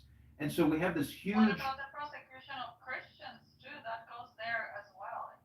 I do disagree with the generals thing. I think if the president is the guy who's supposed to represent them, that's supposed to be our guy to be saying, look, he's so different. I mean, he's the five-star general. I'm just saying, lesser generals. Like, we have Michael Flynn on X. He's the only one. Only one. Do you know any others? No. Yeah, as long as they're former generals, then they should be speaking out for sure and leading, publicity. It's like, but then again, on the other hand, it's like Mark Milley. I don't want that guy to speak at all. I think that guy should be sitting in prison. But I agree with what you're saying, that we should have some sort of influence from these people who've seen the things that we need to know about in public sector telling us, hey, this is what's up. Like General Flynn, Oliver North. People don't like Oliver North. I've met him a bunch of times. He's actually a pretty great dude and has a lot to fucking say. Iran-Contra was still fucked up. He's still fucked there.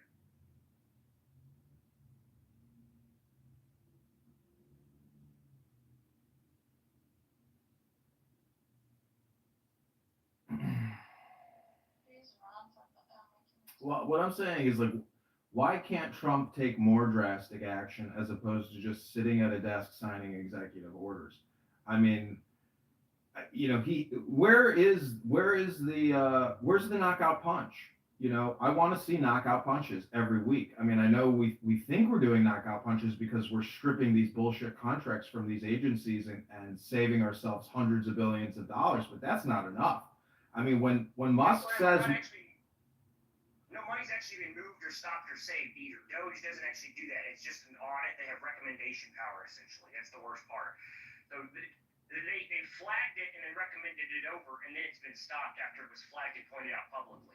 Which means if we didn't point it out, it was going to continue. So the people that were sending it out have stopped it. USAID was closed down. That one is one that was closed. There's a few that were closed down on executive order, but not on Doge order. That's President Trump that does that. So Musk says we can't let these agencies exist anymore because if we break them down, they're still just weeds and they'll grow back during the next administration. So, Trump is also firing a lot of federal employees and letting them go who are on temporary hold status. I think you have to be there for like 2 years or 3 years in order to get above the probationary status, which is great because the Democrats stacked and stuffed a lot of incompetent people who are there for racial identity politics. So I don't know. I want to see purges. I want to see real painful purges because until we admit that we're $40 trillion in debt and we're not constantly analyzing the finance aspect and the accounting aspect, the only thing I have is US, debt.org.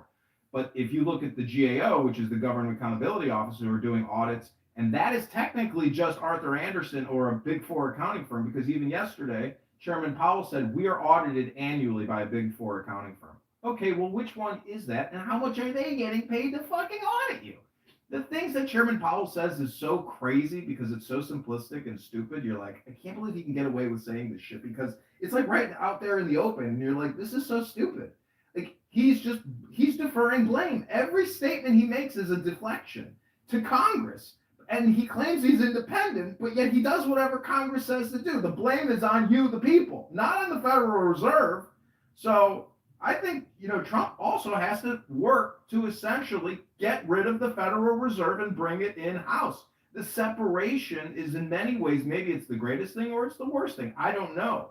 But when I say there's not a speck of dust out of place in the whole universe, this is that statement in action, which is the reversal, which is Waltz and Kamala losing, and this is the truth, that we are in a state of perfection and equilibrium because it constantly churns, the yin and yang and yin. It's constantly cycling. But when this cycle is over, we have to make sure that we do not return to the former cycle, that this is a positive change in the right direction, and we don't let these anti-American traitors get back into power to continue to decay, erode, and destroy this country day in and day out with their fucking scams and their frauds.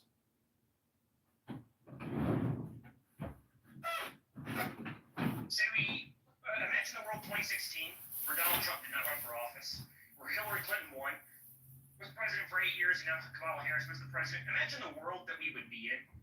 The chaos and destruction that it would cause. Like that world scares me. It's such a nightmare. It really does feel like Donald Trump saved us in the way that you said it.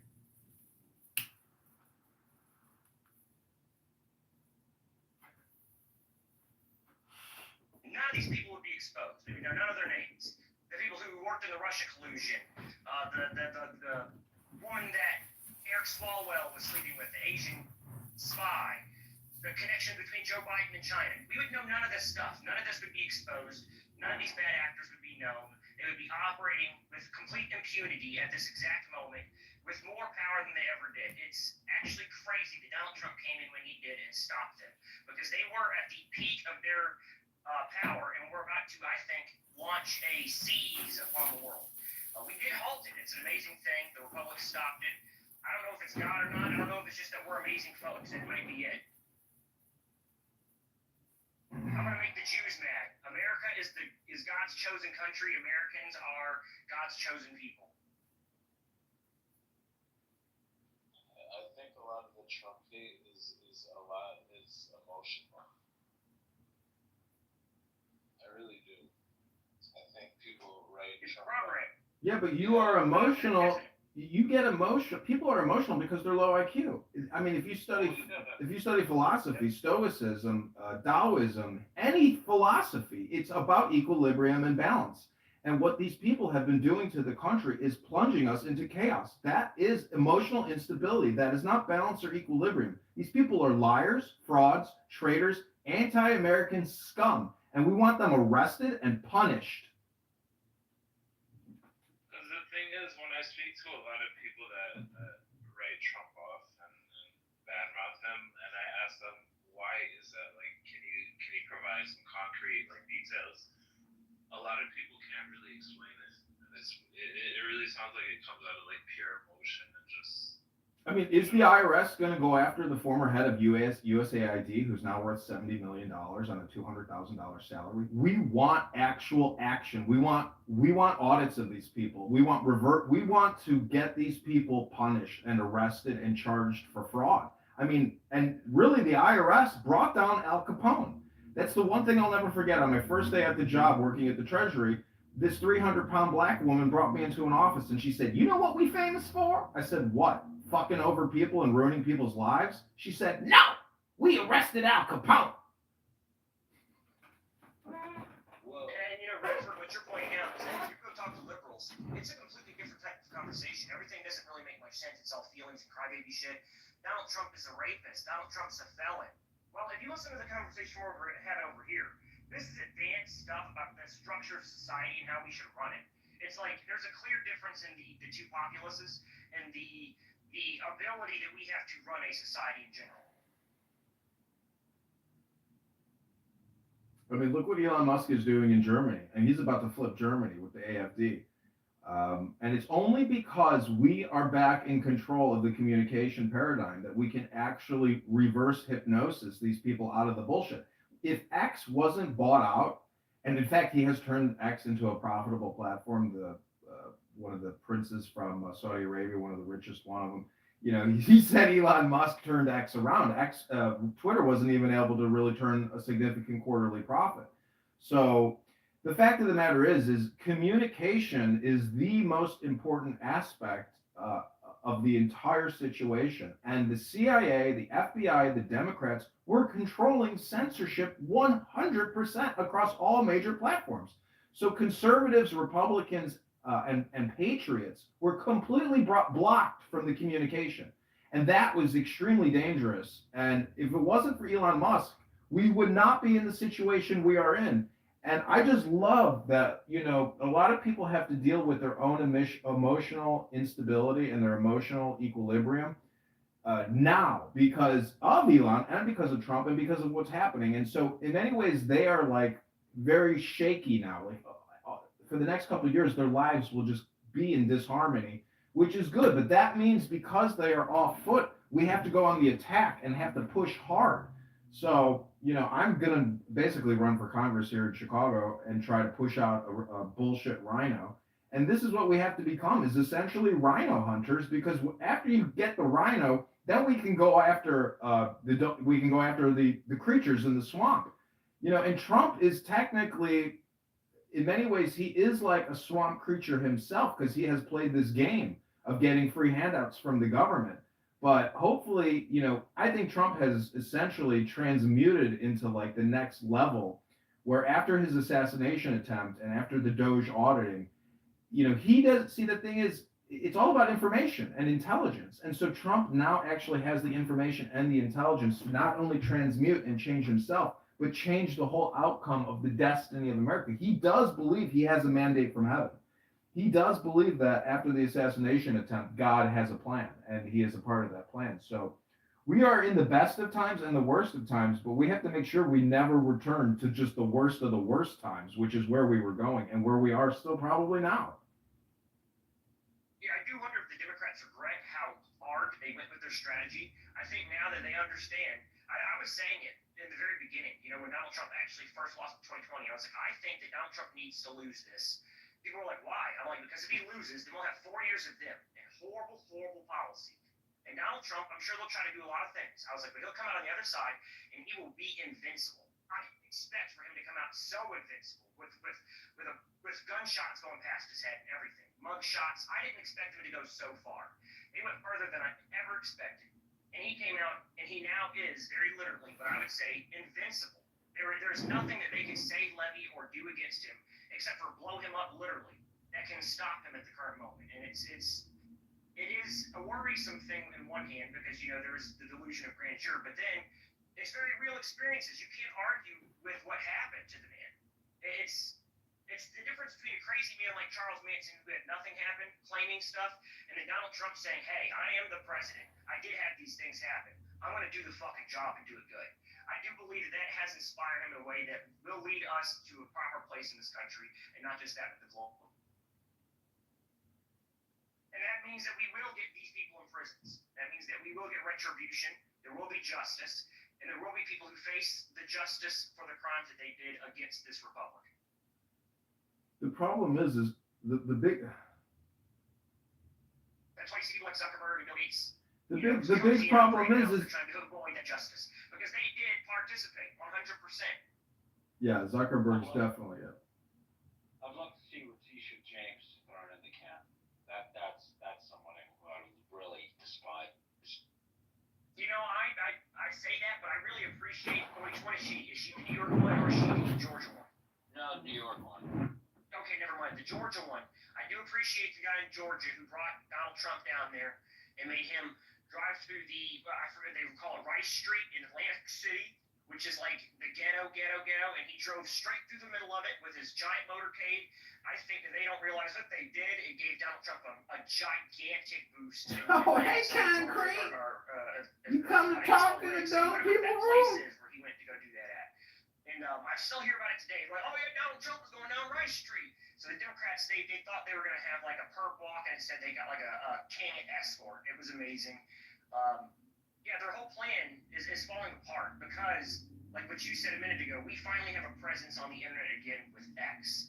Where we were held away and they thought they could just rule it all. Look what happened with 2020. They were able to say that 2020 was not stolen and get away with it because they controlled everything. It was against the law, basically, to say that 2020 was stolen. If you said it anywhere on the internet, it didn't matter if you said it on Xbox, if you said it on PlayStation, on Facebook, on Twitter, even on here, you would be removed for election disinformation or whatever.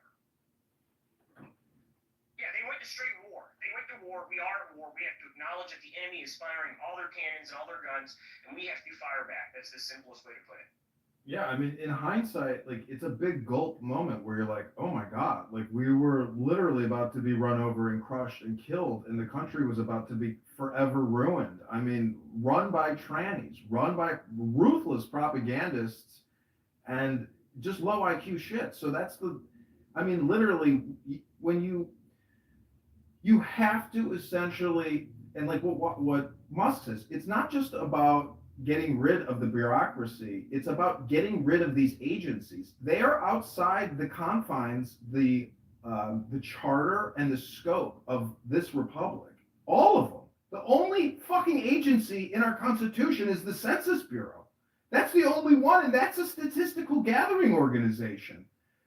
The IRS, the CIA, the FBI, the NSA, and the 450 other agencies that employ over 2 million people in this country, even the Army, the Air Force, the Coast Guard, the Navy, we have to trim down, slim, make it lethal, make it effective, and cut the bullshit. Because if we're just going to keep borrowing from the Federal Reserve, which is really technically a global bank, I mean, these central banks, I want to work at one because their pensions aren't going to go away unless we make them go away.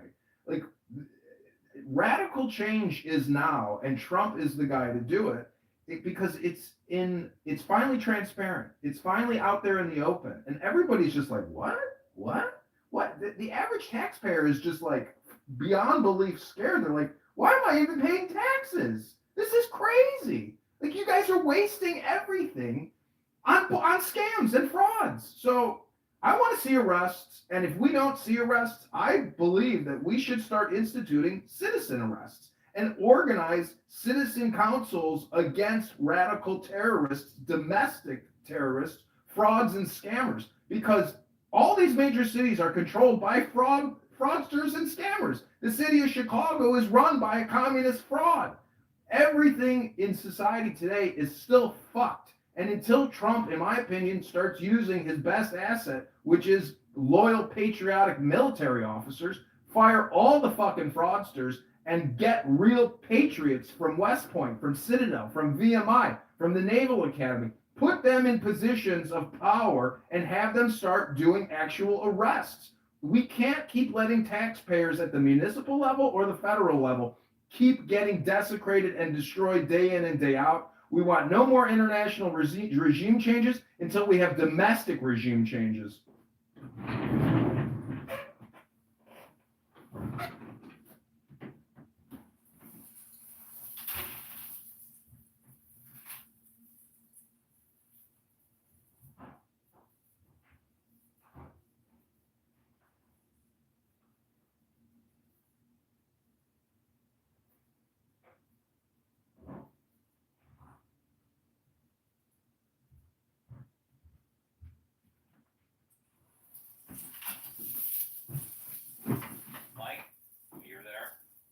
everything that's been happening federally is also happening locally.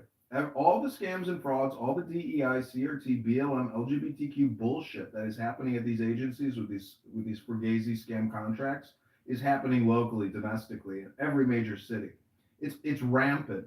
Everything is bankrupt and broke. It really is true, but yet we just keep borrowing because it's fiat currency. So we have no morality, no ethics. It's all just frauds and scams, and it's profound and it's everywhere. You're right, absolutely. Mike, what are your thoughts on this? Yes, Mike. I agree that there's a ton of corruption going on. I agree that it's relieving to see Trump going after the waste and the fraud with Doge. I agree that there's fraud on all sides. I see Trump as a fraudulent person as well, though. So in my mind, I see it as kind of him versus them. It's a government versus corporate interests, and I see him represent the corporate interest side. For anybody that's a pure capitalist and loves the system and thinks that the more pure it is, the better off humanity will be. And I see how they think that he's a good guy and the government's a bad guy. I see them kind of both. I see, in a way, I see Elon Musk and Zuckerberg both as the same bad guy against the government, which is the other bad guy, in terms of the best interests of the middle class. I see the middle class just declining, shrinking, and I see that neither one of those two parties gives a shit. And so I'm kind of watching. I'm watching, and I'm optimistic that changes are taking place, and that we need a lot of changes to happen. And I'm hopeful that Trump is the right initiator of those changes. I'm hoping we get somebody who's a better character or a better human being than he is after him to continue making those changes, and that we don't immediately get the same kind of mess that we had before him when he's gone. So I think he's an agent of chaos and change, and I think chaos and change are needed right now. I mean, the problem is we are constantly at war, and if we were really patriotic and like as if we just went through World War III, we would all bind together and be like, okay, we need national unification and we need financial transparency, and we have to actually work towards paying off this debt. So it's like there is no real cohesive movement towards like survival, so to speak, because this is like an international republic at this point. Again, I separate the middle class out from the rest, and I don't see that. I see that there is no consensus and support for the middle class, and there is no homogeneity in the middle class. I think that they're beat up and destroyed. Well, they've been hypnotized. Being destroyed, and right, they're hypnotized, and I think that's on purpose. They happen on purpose. But I don't have like this rosy picture for life under trillionaires. I don't see how that's going to benefit us. I think your problem is you don't even know how Elon Musk lives his life. You think he's living in some fucking gilded castle. He is not. He took a loan to buy X, and it was a risk to his own well-being and safety. See, you think that you can't live in a castle and be a good person. Guys like Zuckerberg, they might be good people. Have you seen his wife? I know you're married to an Asian woman, and your wife is a lot more beautiful than Zuckerberg's.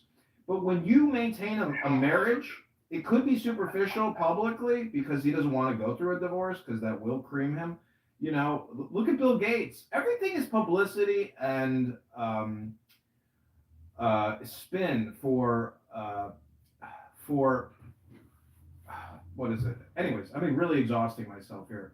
But the point is, change is now, and we want more radical change because we have to admit that this country is completely broke. And until we actually do away with the Department of Education, maybe the CIA, maybe all these agencies, not just giving them new leadership and reforming them, we want them out of our system because they are not a part of our system. They're inauthentic, inorganic, and they're all based on fraud and scam. And that's what it is. It's just a huge burden on we the people. Why are we going to keep paying for all this as taxpayers? For what? To keep paying people's salaries? These organizations should never have existed to begin with.